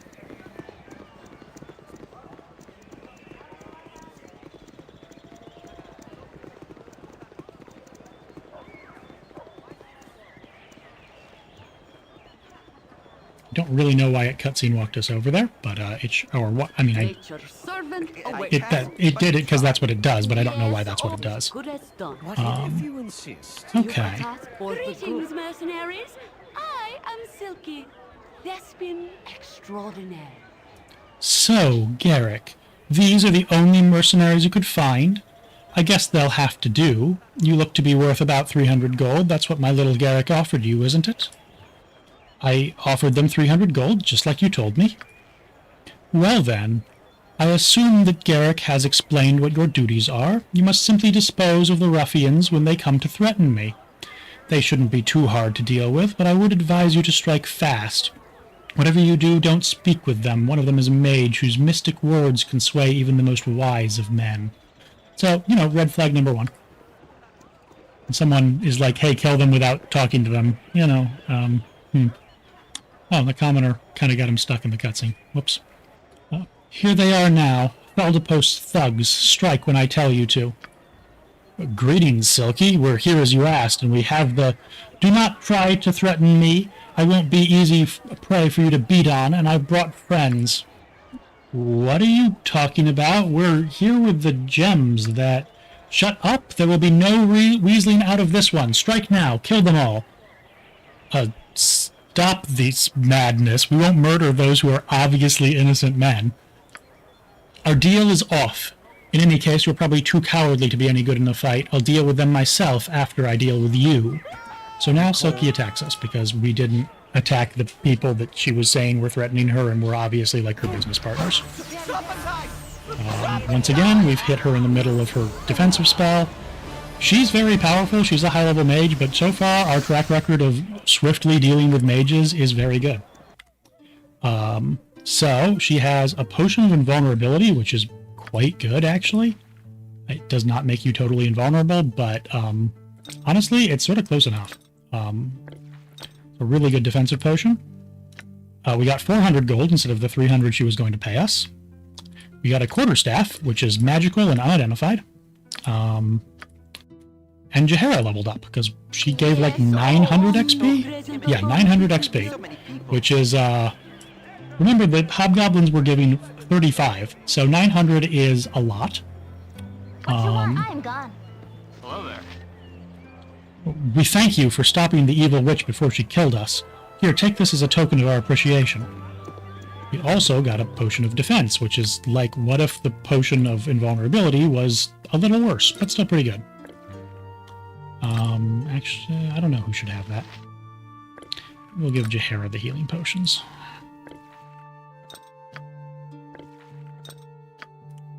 Potions in this game are very, very, very good. Healing potions are good because you can just drink them instantly, though there's sort of a limit. I won't get into exactly how that works, but drinking one is instant. You just can't guzzle a million in a row. But in general, like the buffing potions are really strong. And basically you should use them more than you probably do if you play this game. I should use them more than I do. And I use them more than a lot of people. So Jaheira has leveled up in Fighter, so you can see she sort of levels up in each class independently. She's a Fighter Druid, she's currently a level 2 Druid, level 1 Fighter, but as she has more than this benchmark in Fighter XP, she can level up in Fighter as well. So we'll do that, she'll get some extra hit points. Her THAC0 will be reduced. If you've heard of anyone sort of poking fun at old school D&D, they've probably mentioned THAC0 a little bit. Basically, that's just how good you are at hitting things with your attacks, and the lower the better. That's the very quick explanation of that. Armor class is also better when it's low, I'll point out. So, like, Khalid has an armor class of 1. My main character here has an armor class of 6, so Khalid has a much better armor class than our main character right now. What is it? We should probably talk to Garrick. We're not going to take him. Yes, sir. Silky's dead. I guess she had it coming. You can't be evil like her and expect to get away with it. I'm out of a job now. Would it be too much to ask if I could join up with you? Sorry, Garrick, no. And he's also just gone forever. Most of the original game NPCs just walk off and leave the game world when you kill them. Or sorry, when you kill them. When you tell them if you tell them no when they initially asked to join you. at which point you can't get them anymore, but I don't care. So what you can do is you can accept their offer to join and then kick them out, and then they'll just stay there. In the second game, this doesn't happen, but and the Enhanced Edition NPCs will all go to the Friendly Arm if you don't join them. But that's how it is. So some areas you have to, some area transitions you have to go through with your whole party, but others you can go through with just one character. I can, but You're at the end of your rope, I'll wager. We're going to just send Khalid in here to meet this man, Karlat. You're at the end of your rope, I'll wager. Not that it's anything personal, you understand, but I'm afraid your time on this here ball of mud is just about done. Whatever you're being paid, I'll double it? Will you now? Somehow I doubt it, but then I don't meet a lot of honest people in this business. Never have the money on them, never come back if they say they're going to go get it. It doesn't matter, though. I'd never take your panic money over a proven contract. It's just not sound business. So, this guy's attacking us. Seems like another bounty hunter. We're going to lead him outside, because he can go through the area transition, too. And we're going to do that because there's more room to kite into that out here. take that! Oh dear.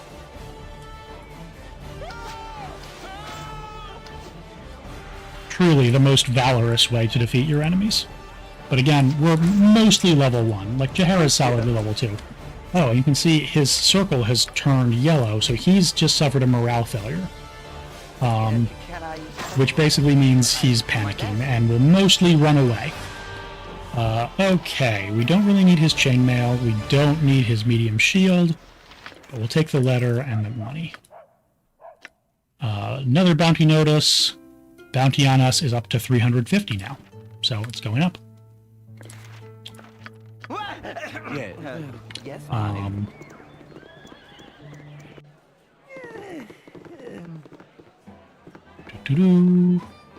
Go ahead and talk to this man. He doesn't seem to be bothered by the fact that there was a bounty hunter who attacked us and we just sort of let him outside and murdered him. Does this guy have anything? Nah, so this guy doesn't have the nicer rooms because this inn's not that nice. And he does have, and he doesn't sell anything except drinks. We could get more rumors. We don't really need to. Purdue wants us to bring back a short sword, I believe. Hello, you wouldn't have happened to see a big loudish guy with a dog's head on him around here, have you? Can't say that I have. Yeah.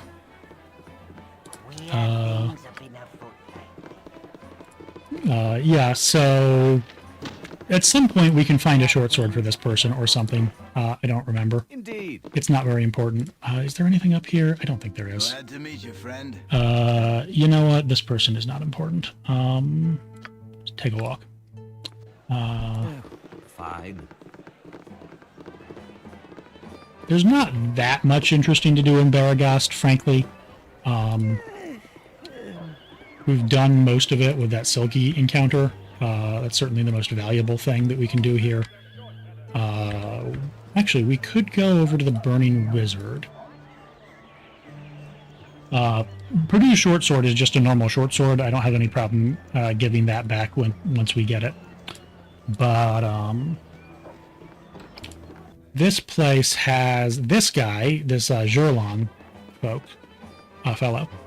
If we talk to him, he will pickpocket us for a few gold every time we talk to him.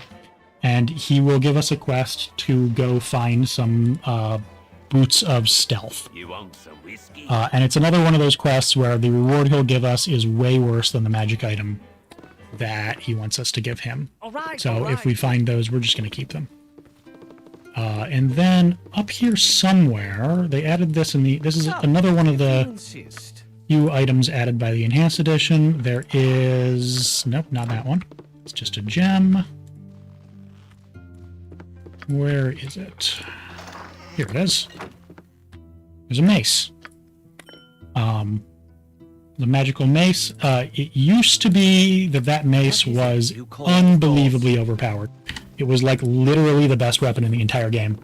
And they nerfed it because that was a little more than they were intending. You can just find it without any fanfare. It's still like a +1 mace with a little bit of extra stuff. And that's still quite good for this point in the game. If we had anyone who used maces, it would be a really good find. We don't. But, you know, theoretically good.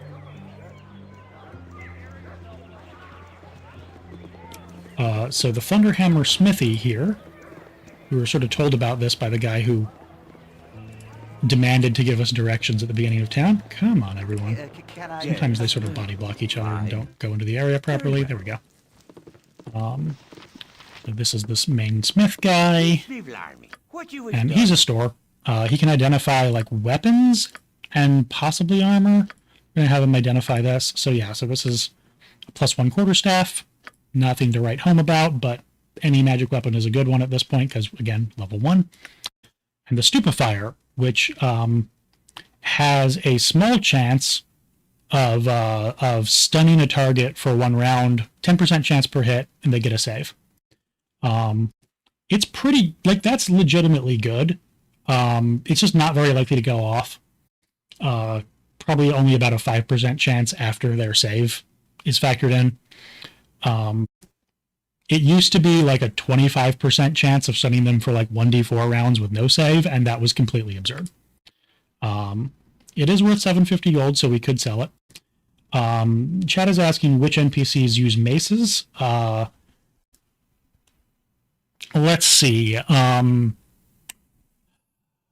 don't remember if it's in this game, but I know in BG2 Minsk uses maces, so we might have some points in them in this. Bronwyn, I think, I don't remember if Bronwyn starts with mace proficiency, but you can certainly give it to her, and she's a cleric, so she's a good one to use a mace. Maces are good weapons in general. The frontliners don't tend to use them. Viconia, I'm pretty sure, uses maces. Viconia is good, and actually is a pretty good sort of off-tank in this game due to her high dex. So this is fun. These are +1 throwing axes. They are not worth very much because they get used up when you throw them. So even though they're +1, they're sort of priced for ammunition. But you can actually use them as melee weapons, and you don't use them up, and it's like a very cheap way to get a +1 weapon early on. We don't really have anyone who's all that good with axes, though, so I'm not going to bother. Let's see. He does sell a +1 short bow, which would be good for Emmeline, but we can't afford it.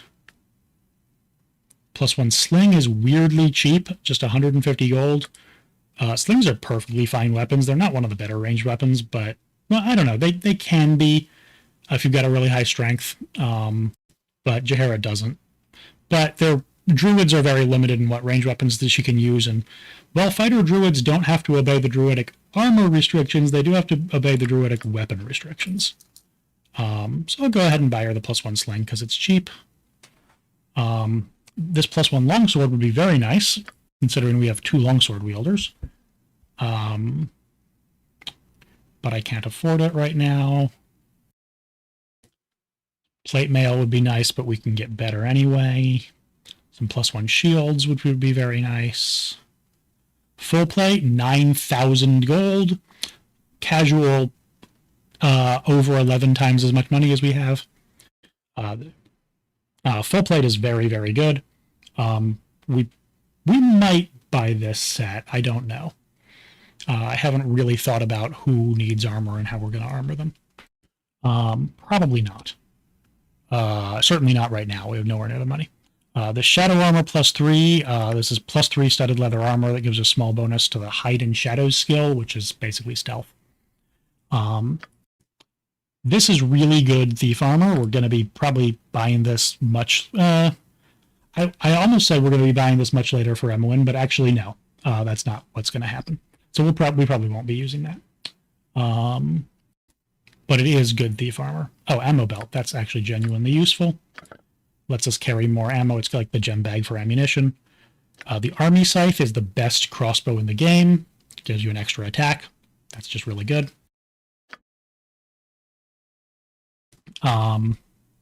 Dagger of Venom is one of the best weapons in the whole game, but we don't really have anyone particularly spec'd to use daggers, so we probably won't be getting that one.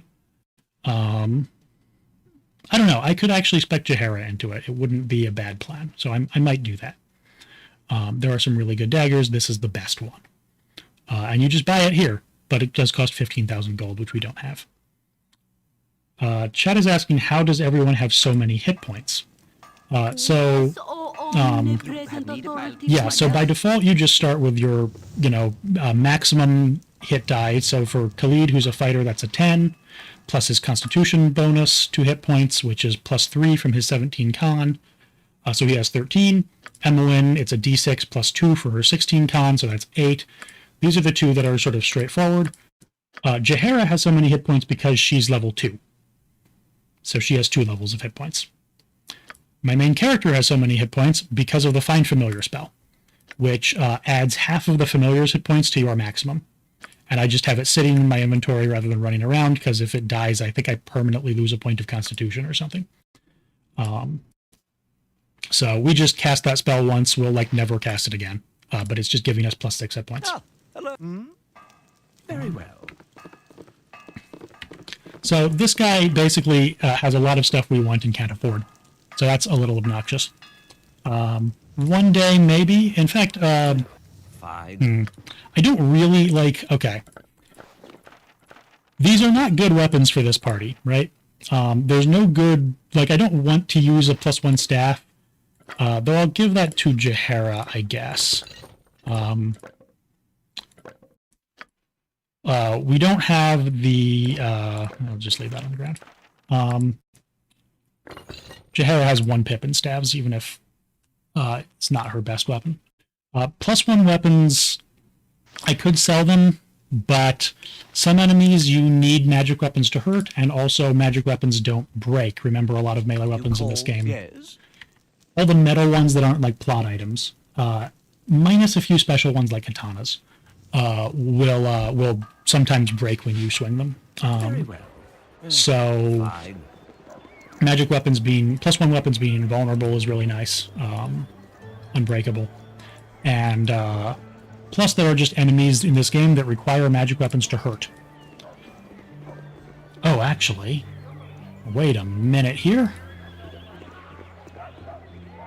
Did he have magical arrows? Because if he had magical arrows, I have a thought. So there's a little bit of an obnoxious thing with that, with enemies needing +1 weapons, Fine. which is that in the case of I can make whatever you ranged weapons with a launcher and an ammunition, like bows, you've got the bow and then you got the arrows. Yeah, okay, we could buy some arrows. Sure, buy some +1 arrows from him. For no reason. Hello. Very well. And so if you've got the launcher, so the enchantment on the bow doesn't matter. It's only the enchantment on the arrows that matters.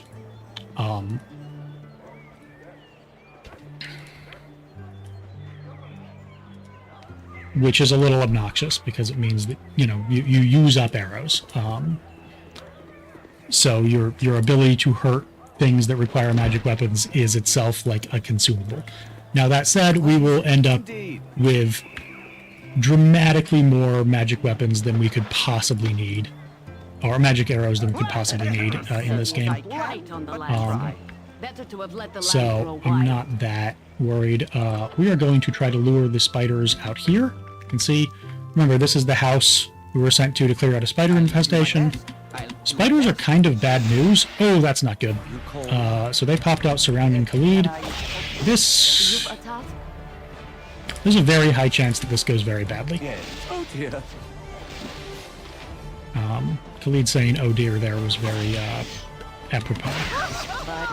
Okay, that's really good, because now we should be able to kite these spiders around. Hello. Right, as per usual, we really want to kite them around. If one of the spiders hits a character, they will have to make a saving throw or be poisoned. If they're poisoned, they will take a lot of damage over time. And again, we are level 1. Okay? All right. So if we get poisoned, we have no way of curing that at the moment. So we'll just probably die. We obviously don't want to just kind of die, so kiting. Once we get some levels on us, this game will be less of a kite fest, but we don't, so it's a kite fest.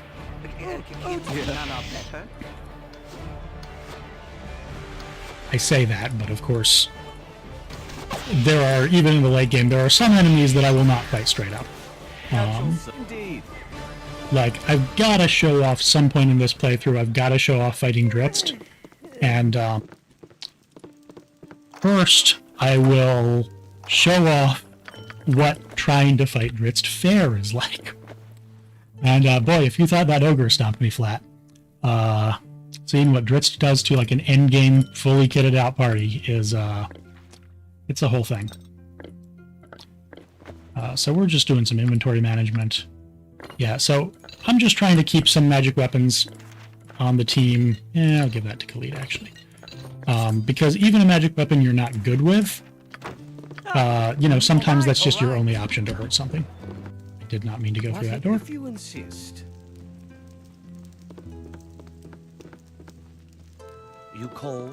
You're a queer fellow. Of course. All right, all right.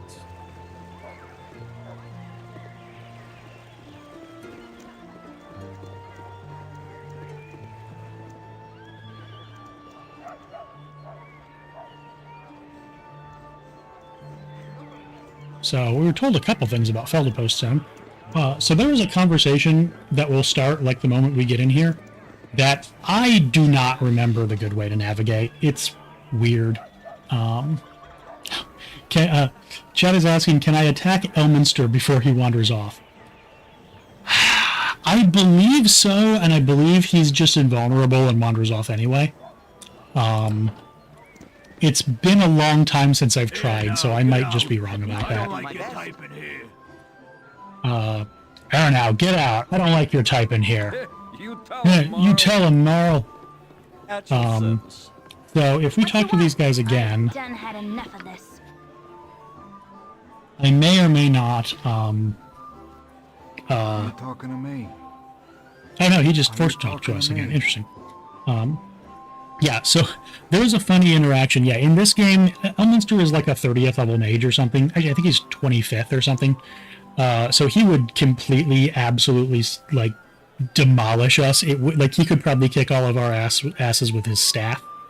It would not be close.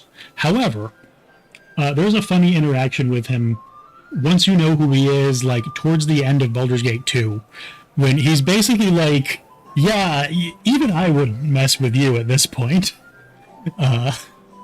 Which is always exciting, because by then, you're pretty much everyone in your party is, like, higher level than he is, so it's kind of exciting. But right now, again, we're still mostly level 1.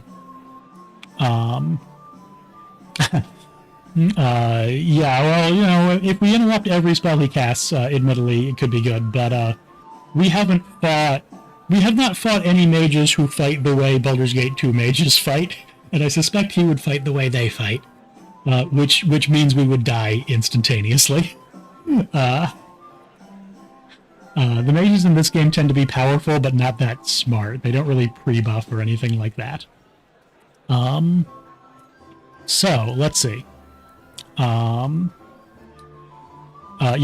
hitting mages when they try to cast is very effective. The problem is mages have really good defensive spells, and once we get to the point where they start casting those ahead of time, or, you know, having abilities that make them auto-cast at the start of combat, we just won't be able to hurt them until we get rid of some of their magical defenses, so they'll just cast spells at us with complete impunity. And it's a very bad time. So anyway, this guy is not happy with us here, and I'm like, plenty of bar for us all. Hey, I take whatever shape I want. You know, we told him to not get bent out of shape.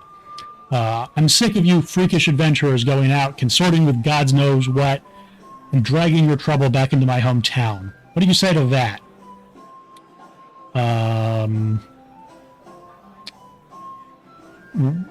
let's see. Boy, how does this work?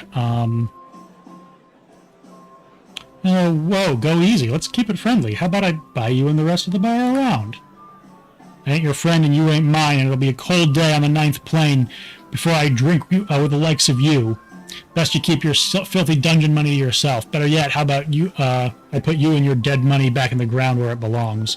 Yeah, somehow it's possible to talk this guy down, and I don't remember how to do it. So unfortunately, we tried, and now, oh, right. Now he's just gonna die. Sorry, Duncan. We didn't. He attacked us first. Admittedly, he attacked us with fists, but you know, whatever. Look, he tried to punch a heavily armed adventurer. He got what's coming to him. So thieves do not need a lot of XP to level up, at least not the single-classed ones. So Emmeline is already up a level, which is pretty nice. So let's get a level on her. We are going to dump. So we have all the thief skills here. Some of them are useful, some of them are not. Open locks and find traps are sort of the most mandatory. Our main character is pumping open locks, so we're going to have Emmeline pump find traps. We could try to diversify, but we won't. What you want? You call? Fine. Okay. I got some cheap beer for you. And this guy, again, we could rest. He does sell a very small amount of +2 arrows. He also sells a bunch of random magic items. +1 amulet of protection, that's okay. I'll go ahead and sell him this bounty notice. Bracers of defense AC 8, so these would set our base armor class to 8. It sort of function instead of armor. That's good for party members who can't wear armor, but it's not that good. Some +1 shields, a +1 bastard sword. No one in our party uses bastard swords. Glitter dust is actually kind of a good spell, but not that important. We're not high enough level to cast it anyway. The composite longbow +1. This unassuming weapon is like the best bow in the entire game. You can see even though it's only +1, it gets +2 to hit and +3 to damage. Because a normal composite longbow already gets +1 to hit and +2 to damage. So that's actually really, really good. And so I will want to buy this weapon. This is probably going to be my endgame bow, and it's not even that expensive, but I'm now actually at the point where I'm like legitimately kind of poor.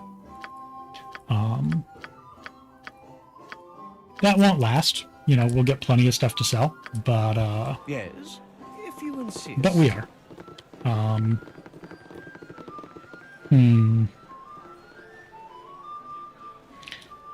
Upstairs, there's a guy that that we could get a cloak from, but I think we need to have. Well, we could pickpocket a cloak off of him, like a magical cloak. But I don't think we have good enough pickpocket to do it. It used to be an incredibly powerful magic item, but it got nerfed. It used to cast Charm Person, which can turn a humanoid enemy to your side at will, just as much as you want. And now it doesn't. Now it's like once per day. But it also gives you +2 charisma. So hard to find. And look, it's our old friend Firebead Elvenhair. He's saying we should read A History of the Bell in the Depths. Oh, okay. If you insist. So hard to find decent folk That's weird. Nowadays. You're old Gorian's ward, the lonely kid of Candlekeep. Of course, I heard about the loss of Gorian, and I must give you my deepest condolences. I hope since you've left Candlekeep, you've kept up on the reading. Oh, the world of books. I've heard that a new copy of that wondrous tome, The History of the Fateful Coin, can be had for a pretty penny in one of the stores around here. If you'd be so kind as to buy it for an old man like myself, I'd gladly reimburse you. I'd even give you a little bonus to help in your travels. It must be so hard with Gorian gone. We're actually going to do that because, unlike the last time, he actually has a good reward for us. All right. So, yeah, we're going to we're going to go right across the street and spend 3 gold to buy the History of the Fateful Coin. These are just, all the books with a sort of orangish binding are just, they're just like lore books. Like if you're playing Skyrim or something. They're not even very long in most cases. This one's kind of neat. It basically says that at the beginning of everyone's life, the 2 goddesses of luck flip a coin, and it lands, heads or tails. And if it's heads, the person is, or I guess one of them calls it. But basically, depending on how it lands, the person is either going to be lucky or unlucky. And for a rare few people, the coin lands on its edge, and those people can forge their own destiny. And there's a few different references to that throughout the game, so it's kind of neat that there's this little quest pointing you to that. But you do have to go into this random building, which in the base game is completely unmarked. Now, in the Enhanced Edition, we have this little thing telling us that it's here. At least telling us that our old friend Firebeat Elven here is here. Indeed. It truly is an incredible name. So hard to find. And so we're going to give him that book. And he gives us another book in exchange. It's a touch darker. He also gives us a point of reputation. That little horn is the reputation sound, so that's a very nice way to get a point of reputation, frankly. 300 XP, and a scroll case. A scroll case is like the gem bag, but for scrolls. Also, really, really handy, though I don't think we have any more scrolls. Oh, except the letters can go in there. So this book is the History of the Dead 3. I'm not going to read the whole thing, but basically what happens is there was a god of death. He got tired and retired. And 3 other gods competed, or three mortals who were going to be sort of given the god's power when he retired. Competed, or sort of, yeah, I think they were competing with each other or something to get to determine who would get which parts of the god's power. So eventually, they succeed in their quest. These must be someone's characters in an early D&D game, because that's where a lot of the gods who were once mortals came from in the Forgotten Realms. So Bane, who is the current god of tyranny, shouts, I claim this throne of evil. And Baal, the assassin, the god of murder, says, I'll destroy you before you can raise a finger. And Merkul, the necromancer, says, I'll imprison your essence for eternity, as they meet this god, the god of death. And the god of death basically says, I don't care. You want my power? Take it. It's not, I'm tired. Just take it. And so they have to divide it amongst themselves. So they bowl with a bunch of skulls and to determine who will pick first. And so Bane wins, and he says, as winner, I choose to rule for all eternity as the ultimate tyrant. I can induce a hatred and strife at my whim, and all will bow down before me while in my kingdom. So that's how he becomes sort of the god of tyranny. And Merkul, who wins second, goes, aha, but I choose the dead. So he's going to be the god of the dead. And by so doing, I truly win, because all you are lord over will eventually be mine. All things must die, even gods. So everything Bane rules will eventually die and pass into Merkul's domain. So he's like, ha ha ha, I've really got it one up on you. And Baal is like, yeah, you choose the dead, but I choose the process of death. And it is by my hand that all you rule, Lord Bane, will eventually pass to Lord Merkul. And both of you must pay honor to me and obey my wishes, since I can destroy your kingdom, Bane, by murdering your subjects, and I can starve your kingdom, Merkul, by staying my hand. And so that's how we get the Dead Three, who are 3 pretty major gods in the Forgotten Realms. I'm not sure Merkul is still alive at this point in the game. Baal has definitely died. That's pretty important to the plot. Bane is still around, though. Bane, or, no, wait. Bane should also be dead at this point in the plot, but Bane resurrects himself in a very neat way. I think. I actually don't remember when Bane dies. He dies at some point and resurrects himself. My Rum's lore is like okay, but it's not that good. So we could go south. I'm actually also going to tag the map over to the east just to unlock that. And then I think what we will do is we will pay a visit to High Hedge, which I talked about earlier as having a very important store in it. We're not really going to be able to afford anything in that store, at least not anything we care about. But it is, well, actually, that might not be true. There might be some good scrolls, because it's like a wizard store. This is a nice temple. You'll note it's 0 hours travel from Baragast. So there are some maps here. Boy, they might have removed it at some point. There are some maps in this game that sort of clip onto each other, and you can tell that they were originally supposed to be like one big map, but it ended up being like too big for the technology of the time. I think the temple used to be that, but I think it got tweaked.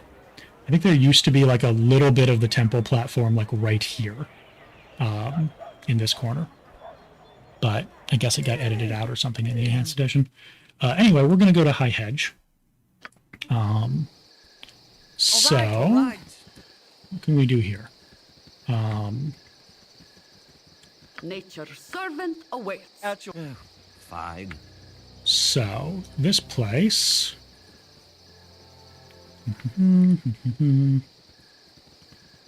So we might run in... Okay, so Keevid here is another joinable party member. He's a brooding, moody elf ranger who is like on a quest to avenge his murdered wife. He's the brooding pretty boy of the game. We're just going to walk past him. I don't hate Keevan. I don't love him either. Okay, some gnolls. That's not actually what I expected to fight here. Gnolls, for those not familiar, are big hyena dudes.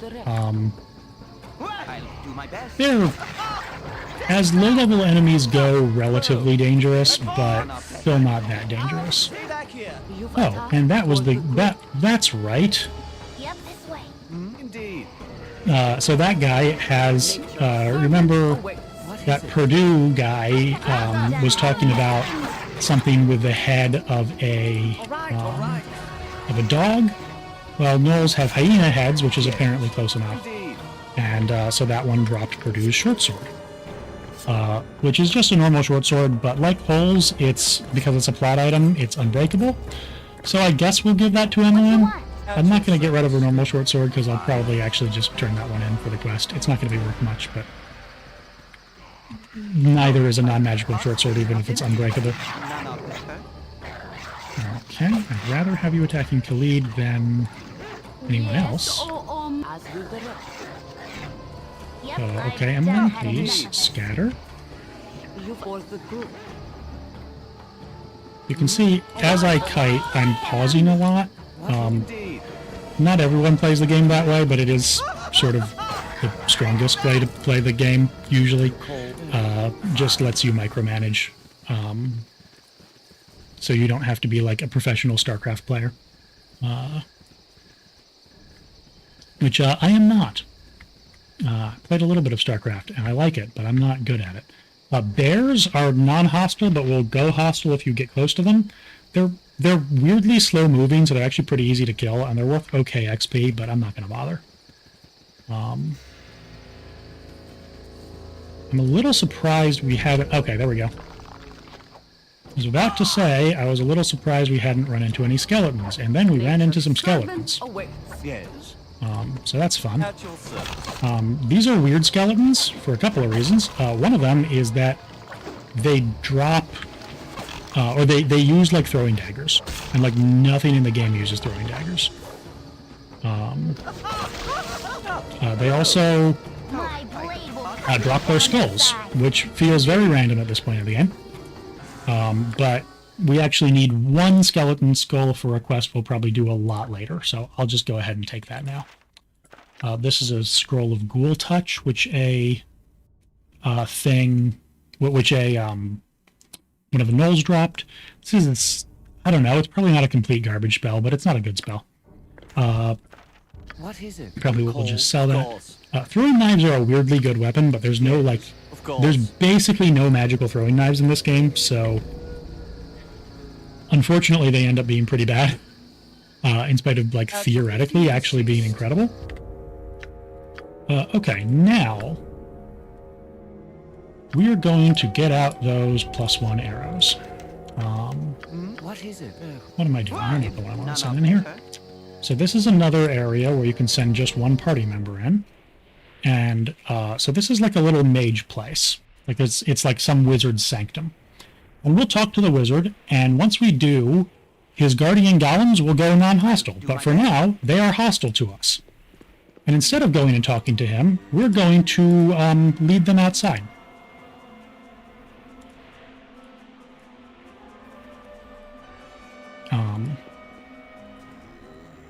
Assuming that we can get them to. The narrow corridors make it a little bit rough sometimes. Okay, so you can see he hit Khalid for 12 points of damage. In fact, that's interesting. I wonder why it says 4 damage resistant. I wonder if the Enhanced Edition has something going on that's like giving me one-shot protection. That would be... I haven't heard of such a feature, but it almost seems like that's going on. So, if I can actually hit this thing, only need a 6 apparently. You can see it's not that fast. It's pretty easy to kite. And I have, those 30 +1 arrows I bought. So that should be more than enough to kill this thing. Assuming I stop rolling 2s. Yep. And it's worth 2,000 experience points. So, that's a lot. At your service. You have my best. Yes, let's have Jaheira do some healing.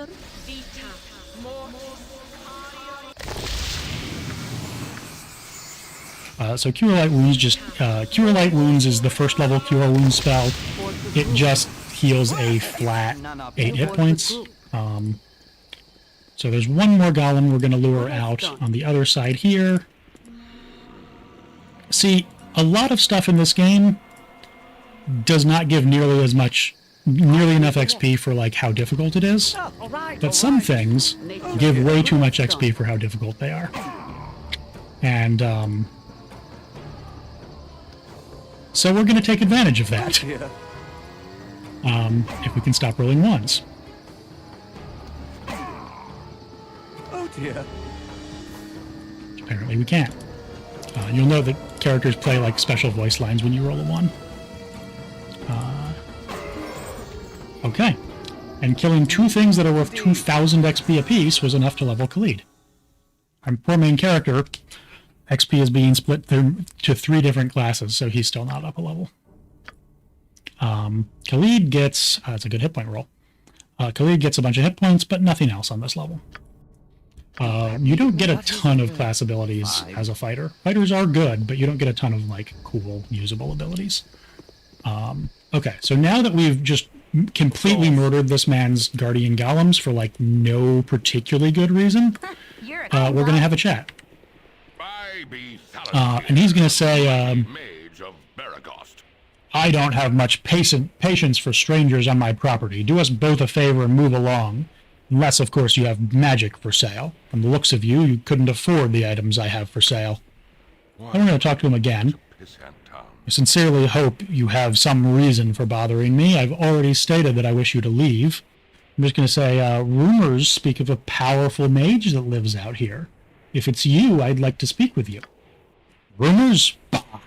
There is no magic here that wishes to speak or be spoken of, unless, of course, if you have magic that you wish to sell. We're interested in selling or even buying magical items. What do you have? Okay. Shop time. At the very least, we can sell that scroll. And we'll sell him that book, because we've read it already. So this guy has some very good stuff. Bolts of lightning are very good if you've got a crossbow. They do a ton of extra electrical damage. Plus, you know, they're a pun, which is always fun. It's got some potions, some of which are really good. Potions of infravision do nothing. Potions of perception are really good. Those buff all your thief skills. Well, not all of them, but several of them. Potions of magic blocking are hilariously powerful. Immunity to spells of 5th level or below. There are no spells above level 5 in this game, so that's just immunity to spells right there for 5 rounds. That's pretty good. We will 100% buy this potion case. Bunch of protection scrolls. Protection from magic scroll is ridiculous. Just complete immunity to magic. Oh man. I'm definitely buying the Scroll of Grease. That's what I was hoping he had. Grease is a ridiculously good spell in this game. I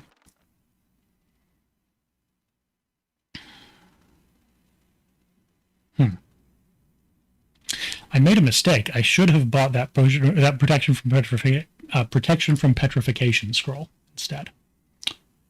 I wonder if I have something that I could sell for that. Not really, no. Oh well, I can always come back. I will definitely be back here. And he's got a lot of scrolls. Most of these are higher level than I can cast, though Spook isn't. Spook is another pretty good spell. He's got another scroll case. I can't afford that. This Wand of Sleep is really good. His sleep is really good. He's got a lot of good items. The Robes of the Archmagi are really good. This Robe of the Neutral Archmagi is going to be my endgame armor for my main character. You can see it costs 30,000 gold. So, you know, that's kind of painful.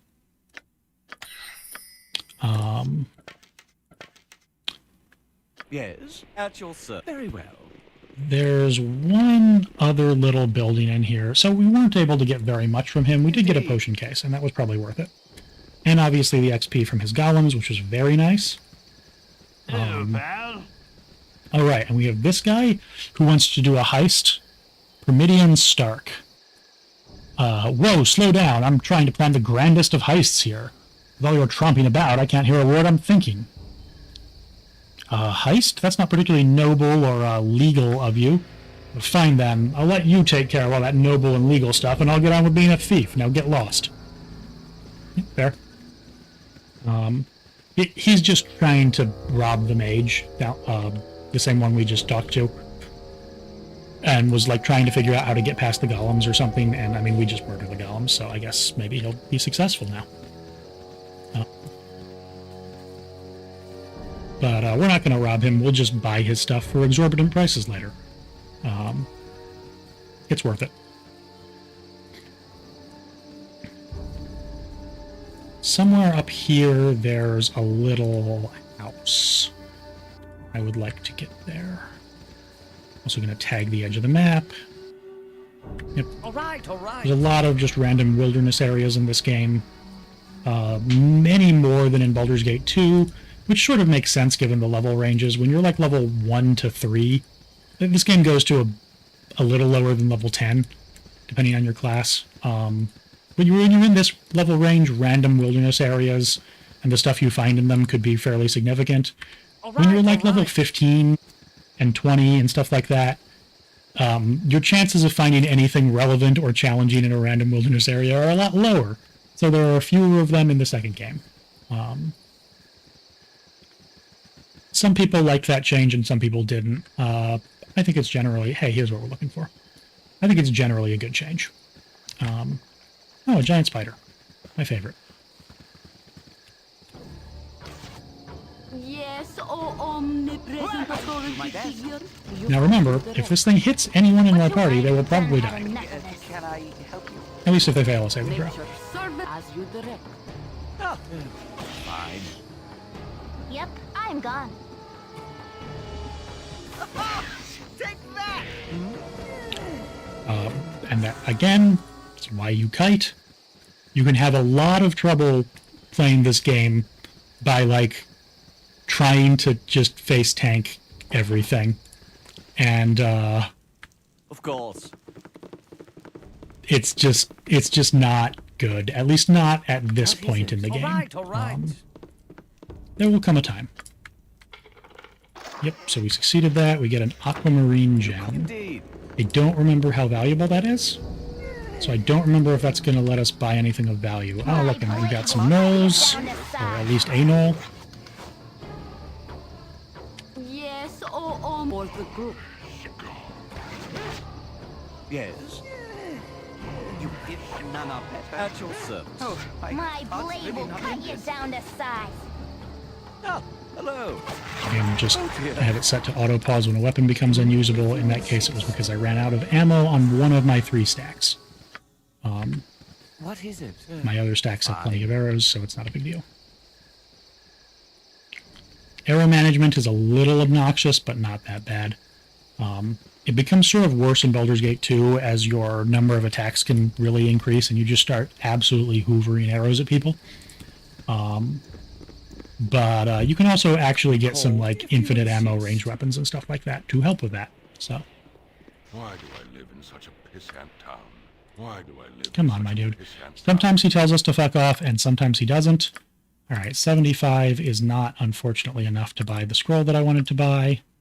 So we're kind of stuck not being able to do that yet, which is annoying. All right. The protection from petrification scroll is basically required to do one of... So this is like a little mini XP farm, because I can kill those 2 guys for easy 4,000. There's a much bigger XP farm sort of over here east of this temple on the map. But you really need protection from petrification, because the enemies there are basilisks, and if you don't, if you have protection from petrification, they are giant bags of XP who are basically defenseless, and if you don't have protection from petrification, they will murder the shit out of you. So you know. Said not to talk with strangers. Leave me be. I'm picking fruit for Mommy. Every little bit helps, she says, so I'm gonna help. Isn't it dangerous for you to be out here? Yeah, I suppose. I'm fast, though, and the town is only a little ways away. Was chased by a gibberling once, but Bunky's dad is a guard, and he smacked that little grass monkey like it had never been hit before. They keep clear of the town. Bandits don't go for kids much, neither. They'll only hit you if you're packing ore to town. I gotta get back to picking, okay? I'm a little concerned for this kid, but, you know, hopefully he'll be fine. We'll never see him again, though. He just despawned.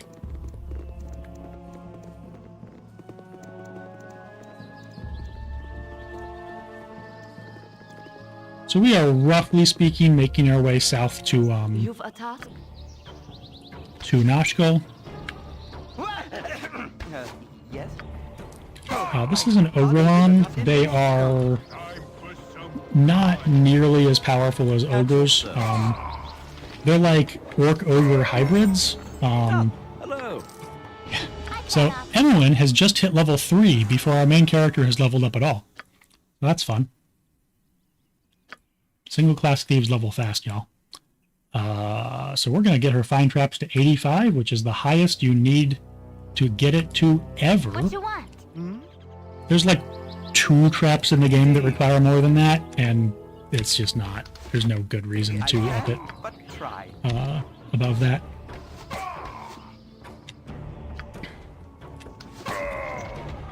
What is it? Okay. That one had a scroll. It's a letter. Doesn't really say much, but, you know, it's a quest item for an extremely minor quest that I did not pick up and will probably forget to complete. It's not important. It probably gives like 100 XP or something. Those guys gave 175. Much less than those flesh golems. They were admittedly much easier than the flesh golems, but at least they were much weaker. Okay. Good thing I saved. So this is an interesting encounter. You there! You're under arrest for banditry and highway robbery. We know you're part of that bandit group who's been terrorizing the coastway. Give yourselves up or there will be trouble. So, the Flaming Fist Mercenary Company is sort of the police force of Baldur's Gate. Like the city of Baldur's Gate. And these guys are presumably outside of the city hunting bandits. They're not great people, some of them. It sort of depends. But in general, they're not necessarily the best. And this guy just has assumed that we're bandits and is accosting us for no good reason. Usually, when you kill, like, innocent people, including Most Flaming Fist, you get a huge decrease to your reputation. We don't want that. However, this specific guy and his two buddies, which were added in the Enhanced Edition, specifically to make this less of a thing, but we're going to do it anyway. This specific guy, we can totally just say, hey, you've got the wrong guys, and he'll believe it. Or we can say, if you want to fight, we'll give you a fight. And because he's attacking us, we don't get a reputation loss for killing him. And then we can take his armor. So we're going to do that. Now, like I said, in the Enhanced Editions, they added his two buddies to make this a much more challenging fight. But they don't have ranged weapons. So guess what we're going to do? Like, there's 3 of them, so this is definitely a lot more complicated, but also Khalid is level 2, so he can actually take a couple hits now. Well, I don't like this guy moving in on Jaheira. Like, she's got hit points too, but her armor class is a lot worse. She could actually take some good hits. But first one is down, and you can see this guy has dropped plate mail. It's not as good as full plate. There's a distinction in this game between plate armor and full plate, but even if it's not as good as full plate, it's still better than the splint mail we're currently wearing. By the way, don't ask me what splint mail is. What is it? Like, I've tried to figure that out, and there's certainly some things it can be, but it's very inconsistent. Armor in video games doesn't necessarily make that much sense historically. In this game, you can think of splint mail as slightly better chainmail. Actually, much better chainmail.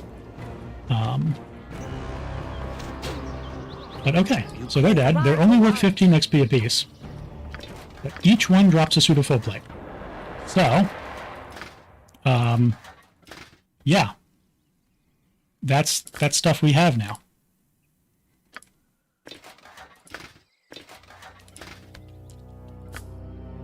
At your service. Hello. Oh yeah, okay. We don't have anyone to wear the 3rd suit yet, and we actually never will, but we'll sell it. We will get another plate mail wearer in this party, but by the time we get to him, we will have better armor than this. I don't know that we'll give it to him, but whatever, it's not that important.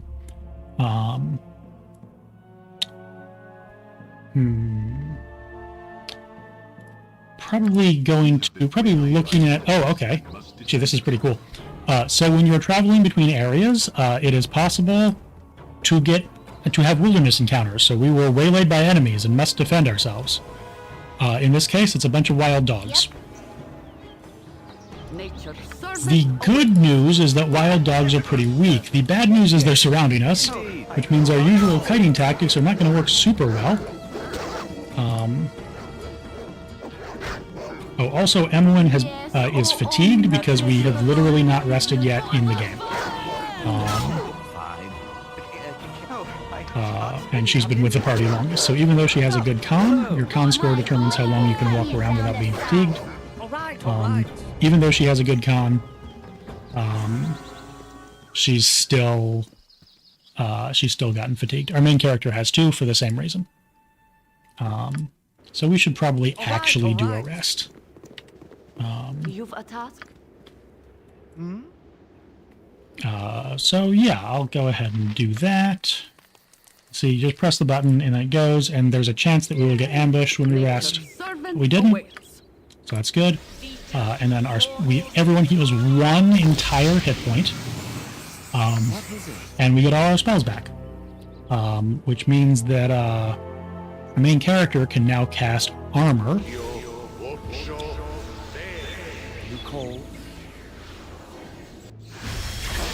Very well. Which means that, you know, his armor class has gone from 6 to 2, so he's actually got, if he pulls out his sword and shield, he's got almost as good an armor class as Khalid in his full plate. What is it? Which means he can be a frontliner now, but I'd still probably rather have him be an archer. Indeed.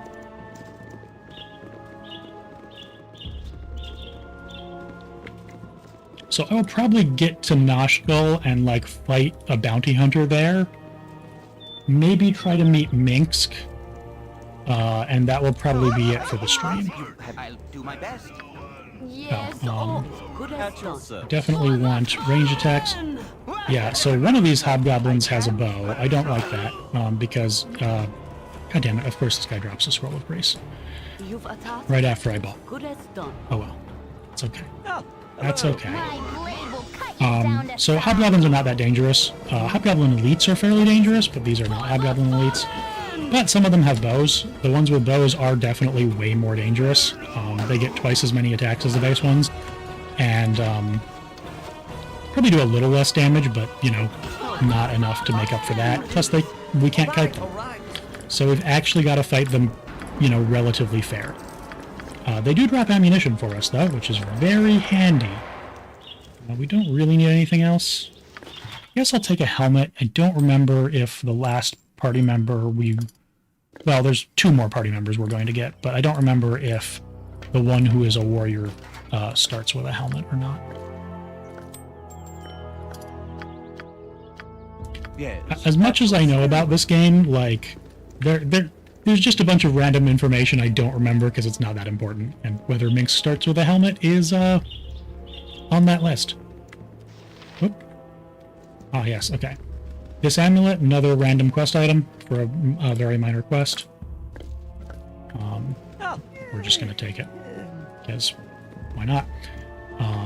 You can see it's sort of like a dead man, woman, and child, so it was like a family that was trying to travel and got killed by bandits. Hey, kobolds! I love kobolds. They're incredible. These are short sword kobolds, meaning that they're complete garbage. The best defense is there are several types of kobolds in this game. The basic short sword kobolds are easily the worst. They're also worth 7 experience points each, which is the least of anything that's not like a rat. It's basically nothing. And I like to play a fun game of how many kobolds is this enemy worth, and how, you know, would I rather fight that enemy or that many kobolds? So like those, each one of the 2 flesh golems that we just killed by kiting them around and shooting them with +1 arrows were worth 2,000 XP, so that's a little shy of 300 kobolds each. Okay, we got some bandits here. And so bandits drop bandit scalps. I don't know why we're scalping people at this point in the game. There will eventually be someone who wants to give us money for bandit scalps, so we are going to carry them around, as sort of horrible as that is.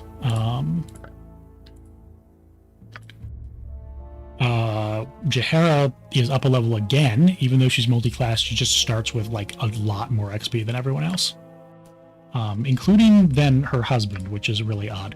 But she can now cast 2nd level spells, which is kind of good. We'll give her slow poison, because slow poison, you would think it would slow a poison down, but it actually neutralizes a poison. Sure. And that's really, really good, because once we rest and she actually, you know, has that spell, we will be able to survive getting hit by a spider. Don't touch me. Ah, yes, Lord Foreshadow. So, well, don't you just add to the local color. Quite the smashing bit of dress you wear there. I'll have to look into such sundries when I next attend one of Lord Ribald's full-dress costume affairs. It'll be the talk of Neverwinter, I would. Am I to understand you're from that faraway city? Oh, I actually hail from Waterdeep. The great city of splendors, has much more in the manner of social luxuries suited to my particular tastes. I do, however, make a point of keeping in touch with Neverwinter, though I have only visited once previously. It was quite popular in those nights, if I recall correctly. I'm going to make a second trip in the coming year, and I'll wager it will be as popular again. So, this man is foreshadowing Neverwinter Nights, a game that came out many years after this one, but which I guess people were thinking about when this game was being made. He doesn't particularly foreshadow it in an interesting way. He just mentions Neverwinter a couple times and talks about Knights. But that's why he's Lord Foreshadow.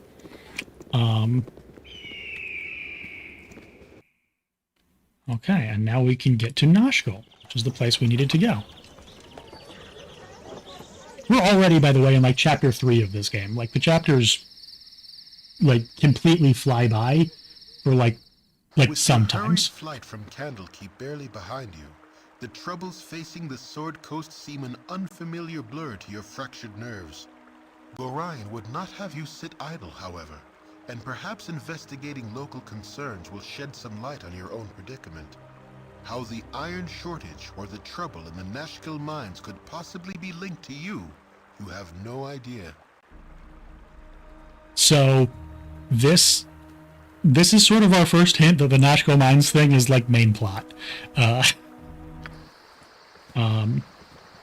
Now let's see. Are we officially? Yeah, okay, we are officially in chapter 2. Okay, that's not as far as I thought.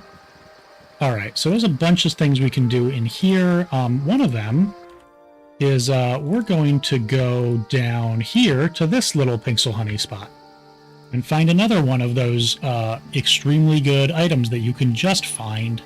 We'll also tag the side of the map because why not? If you insist.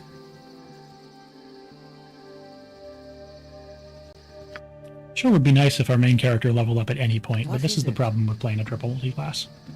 You cold? Indeed.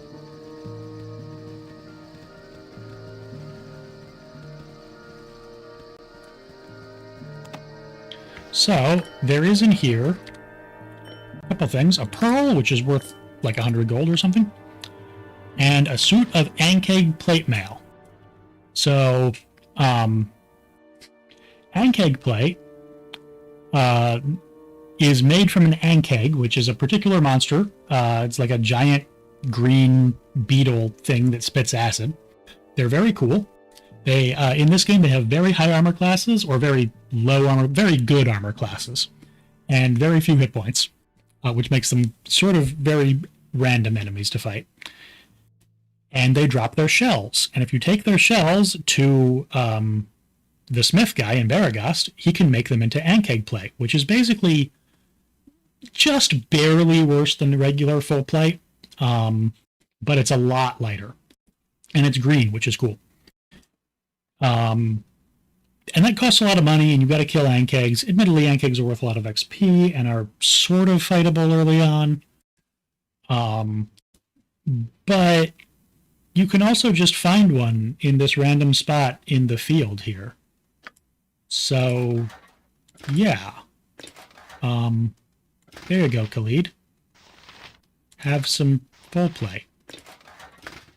Can anyone actually care? Okay. You have need of me? Yes, Super light full plate, which is good because, well, he is strong enough to wear full plate. He's not strong enough to have that high of a weight limit.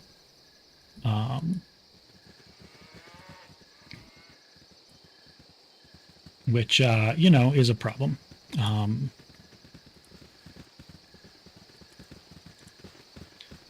just doing my old tag the map, the edge of the map thing, and then let's see, who are we going to talk to up here? Well, we can always talk to Nuber. So Nuber, hi, I'm Nuber. Nice place, huh? So Nuber is a guy who just sort of incessantly talks to you every time you go past. So, kill any monsters yet? And he's supposed to be very annoying. He kind of is. Ever been to Baldur's Gate? I've been to Baldur's Gate. You can actually kill this guy with no reputation loss, the implication being that he's just so goddamn annoying that they don't mind if you murder him. But if you just talk to him a lot... Oh, I think I stepped in something. I'm not going to read out all of his dialogue. If you just talk to him a lot, he eventually runs out of things to say, and you get some XP. Yeah, you think it's just repetitive because he talks about a guy who throws rocks at him and was like, "Are you going to throw rocks at me?" And he just says, "What about now?" for a while.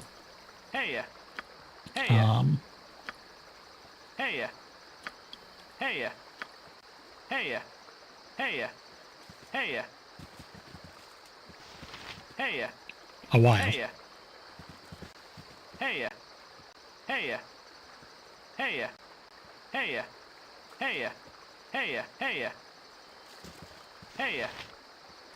Gee, you sure are patient. I run out of things to say, and you get 400 XP. And he goes away. There's another guy in Baldur's Gate 2 called Niebuhr.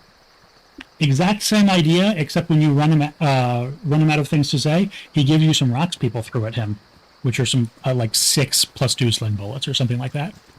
I would love to know who is throwing +2 rocks at him, but okay. This is Edwin. He is a party member.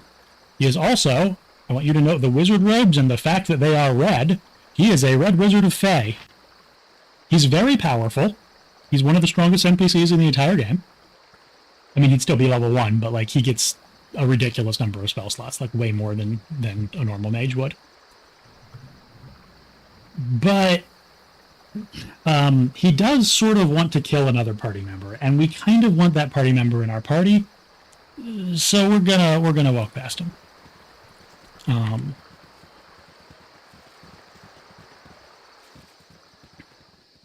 The Red Wizards of Thay are at war with the nation of Rashomon, and the people of Rashomon, their sort of biggest exports are these sort of adventuring pairs of witches and like berserker rangers. And why, hello, Minsk. Stand and deliver, that my hamster might have a better look at you. Let us pass, strangers, for we have not much time to waste. What? Yes, I'll ask them. Boo and I go to rescue my charge, Dynahair. You may aid in our victory if you wish. There is glory enough for all. Excuse me, are you speaking to a rodent? Boo is my faithful animal companion, and more than he seems. Sure, the classic dilemma of a damsel in distress. How could anyone decline? Take heart, fellow adventurers, for you have curried the favor of Boo, the only miniature giant space hamster in the realm. My friend and companion ever since my head wound. He will lead us to victory, onward to the Knoll stronghold in the west. Tarry not, we must go soon. So this is Minsk. Minsk is a fan favorite, largely because of Boo, who sits in his inventory here, in fact one of his like potion slots. Boo is a funny little hamster. While Minsk believes that Boo is a miniature giant space hamster, you are rather certain that the tiny rodent is just a normal hamster. There, in the 5th edition Spelljammer monster book, there is stats for a space hamster. There's stats for a giant space hamster, but there's also stats for a non-giant one. It is a normal-sized hamster with a high intelligence score and like 5-foot range telepathy. And it is 100% a reference to Boo and like the idea that that Minsk might be correct. All right. Boo might actually be his friend. Boo is his friend, but Boo might actually be helpful to him. So, Minsk, what are you good at? Okay, Minsk does start with a pip and maces, so actually, that's not enough that I want him to use maces as his main weapons, but it's pretty good, actually. I might I might set him up with a dual mace build. He gets 2 pips in 2-up in style for free because he's a ranger. He by default uses 2-handed swords, but that's not very good. He's really freaking strong. So 18 is the highest stats can naturally go, unless you have like a racial bonus. Warrior types get an exceptional strength score if they have an 18, which is like a 1 to 100 scale. So 93 is almost as high as that could possibly be. It is like, it's one of the highest strength scores that is possible for a normal human. 15 dex and con is only okay. His mental stats are garbage, but we don't care. I do feel like his charisma should be higher, but oh well. You can see in his portrait, he's looking at Boo right there. He's a friend. He's almost level 2. That's good. We really like Minsk. We're going to give him some better armor. I.e. that plate mail that we just got from a from a police officer we killed, essentially. Yeah. So Minsk is a really popular NPC, mostly because of his personality. Mechanically, he has like the highest strength score of any NPC in the base game, so he does a lot of damage. That said,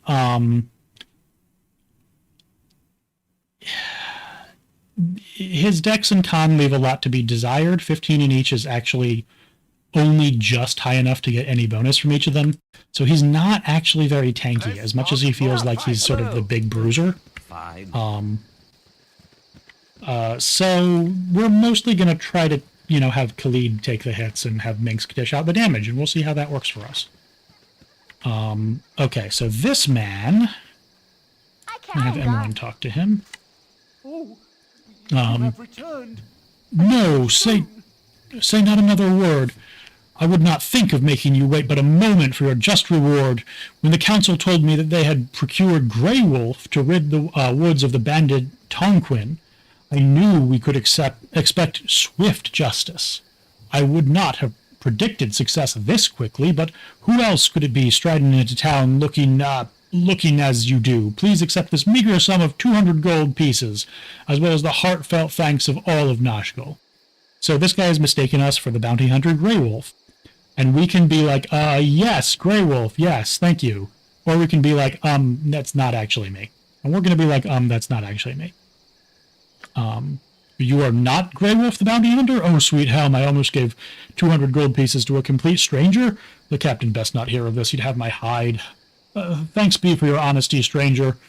There are those who would not have done as such. And that gives us +1 reputation, which is like way more valuable than 200 gold. So we're up to 13 already. If you insist. For the glory of Hey, Baron Gaskill, the guy we're supposed to talk to. Hello there. I recognize Jahara in your group, so you must be the adventurers I was expecting. I am Baron Gaskill, Mayor of Nashkel, and I am happy to welcome you. I'm sorry we had to meet under these circumstances. Now, what exactly is the trouble here? I can't believe you haven't guessed. Have you heard of the iron shortage? Well, Nashkel is in the thick of it. Our mines are all but shut down because the workers continually go missing. And what ore we do get is tainted somehow. I would send in the town guards, but we need them to protect our citizens from the bandits that raid our caravans. We need you to find out what is wrong in the mines southeast of town. I'll do what I can. Thank you. You will be the toast of the town if you can help. Generally speaking, in this game, asking for rewards for things is bad because often when you do it, you don't get reputation for doing the thing, and reputation is usually better than the reward. Plus, people will often give you the reward anyway. There's a shop here, which I don't remember if it sells anything good. I think it does. I know I end up using this shop a lot because Nashkel is well positioned. And we can sell some of the armor that we don't need to this guy. Yeah, okay, we do have another suit. Plate mail.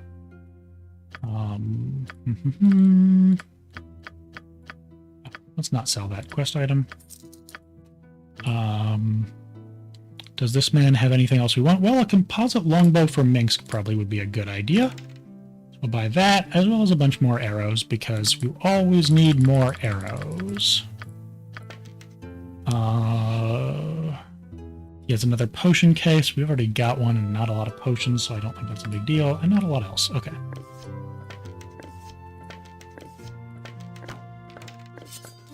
You point at your punch. Hello.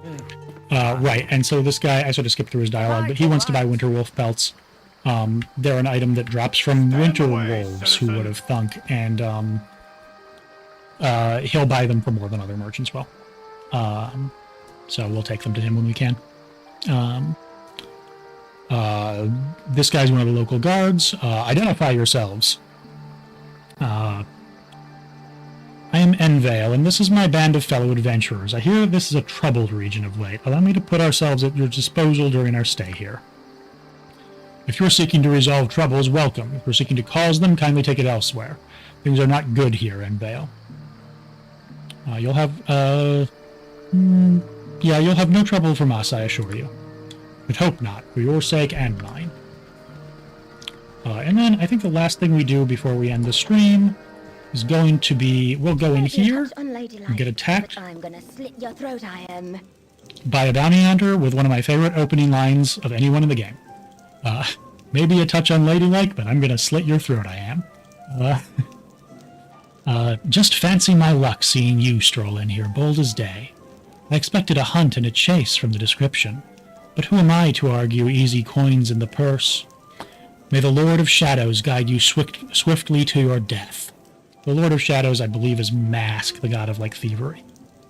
And I'm gonna be like, I would first know my attacker. Why are you doing this?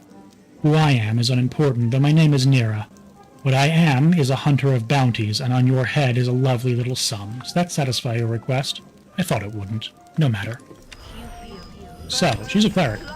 We really would like to hit her before she gets the spell off. I'm not convinced we're going to. Come on, whole party. Okay, we just barely did, which means this should be easy, hopefully. Yep.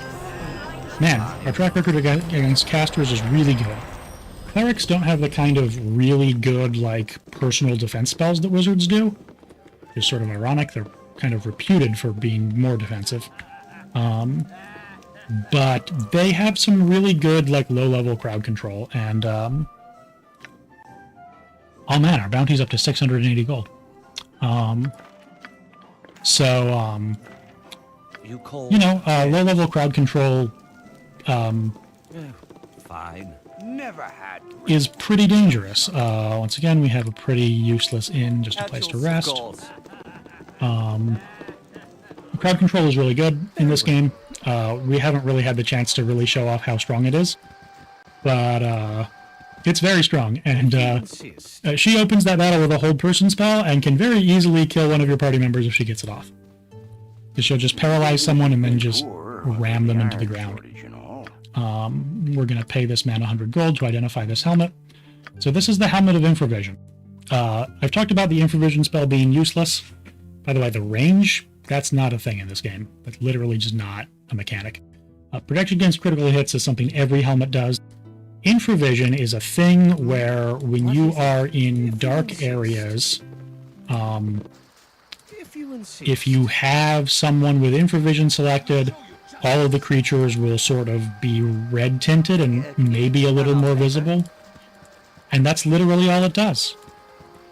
There's no mechanical effect whatsoever. Yes. So that helmet we just got is pretty terrible. Actually, I'm going to turn around and sell it immediately. Theoretically, there are... the people who made the Enhanced Edition made a relatively new expansion to this game.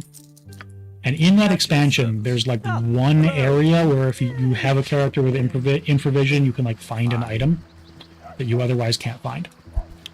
And that is the only use for infravision in the entire series. Otherwise, it doesn't do anything. All right. So, we've been to Nashko, we've recruited Minsk.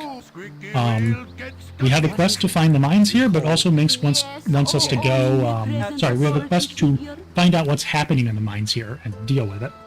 But we also have a quest to go and deal with a Knoll Fortress to save Minsk's ward. I mentioned... or Ward Witch. His witch. I mentioned that they Rashomon, the people the Red Wizards are at war with, sort of send out these adventuring pairs of Berserker Rangers and witches. And Minsk is a Berserker Ranger, and his witch, Dynahair, is also a joinable party member. She's also the one Edwin, the Red Wizard party member back there, wanted to kill. So Edwin and Minsk don't get along. It is technically possible to get them both in the party at the same time, but it's kind of hard. And they will fight eventually. Party members can come to blows in this game. We're not going to deal with Edwin. We're just going to get Dynahair, and she's going to join the party, and she's going to be our main wizard for the game. So that'll be a lot of fun. But I think that's going to be all for tonight. So thank you all for tuning in. I hope this was fun or interesting or, anything of the sort. I'll probably do some of the... I'll do a little bit of stuff off screen, and then probably during the next stream, I might come in at the Knoll Fortress or something. Civilization. Because that's probably my next stop, and then I'll go rescue Dynahair and come back here and go into the Nashkel Mines. So that'll be a lot of fun. All right. Take care, folks. Been a pleasure.